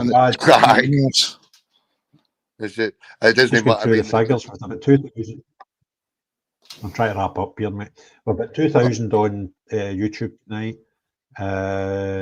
X, we've had 2,500, so there's about 4,500 people tuned into this tonight, which is absolutely bonkers, isn't it, when you think about it? It's just pretty crazy. So, listen, thanks to you guys for coming in. I'd be boring without you. And thanks very much for the, I say 4,500 people that have watched it over the different platforms. Amazing. So thanks everybody. And do us a favour, you see my videos just now, they're going in a slump because of a legal complaint I had against one of my videos and it's been removed off platform, and it always takes a while to get the thing back going. And that video, I'm just going to check it actually now. That video with John McCutcheon, the 92-year-old up in Perth, that should be smashing the internet. But because of the constraints of the channel just now, it's had 1,500 people view it in just under 5 hours. That's right. So do what you can with that one, please, guys. And we'll see you again soon. I don't know what I'm doing tomorrow, so I don't know if we'll do a live tomorrow, but it's been fun as usual. Been watching the chat, just seen names coming up all the time in the chat that have been almost every time I do a live. You guys are here, so I appreciate that, and it's good to see you all having a wee chat and creating a wee community there on the streams. And what I would do is, I've got one of the hosts didn't have a problems, Collins. Come in, please come in, because that was why I started the show. I wanted to make it like an X space where people can come in, say their piece, go back down, come back up an hour later, whatever. And that's kind of what I'm keen to try and recreate on the YouTube platform. So I can't do that if you don't come up. So you're viewing in your numbers. So even if 1% of 4,500 people came up, we probably couldn't fit you in. So that's all we're looking for. 1 out of 100 of you. And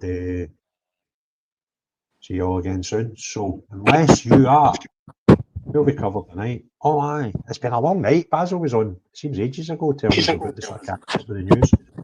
Don't know whose mic's that is. I think it's yours, Kev. I'm just going to mute you just now. It's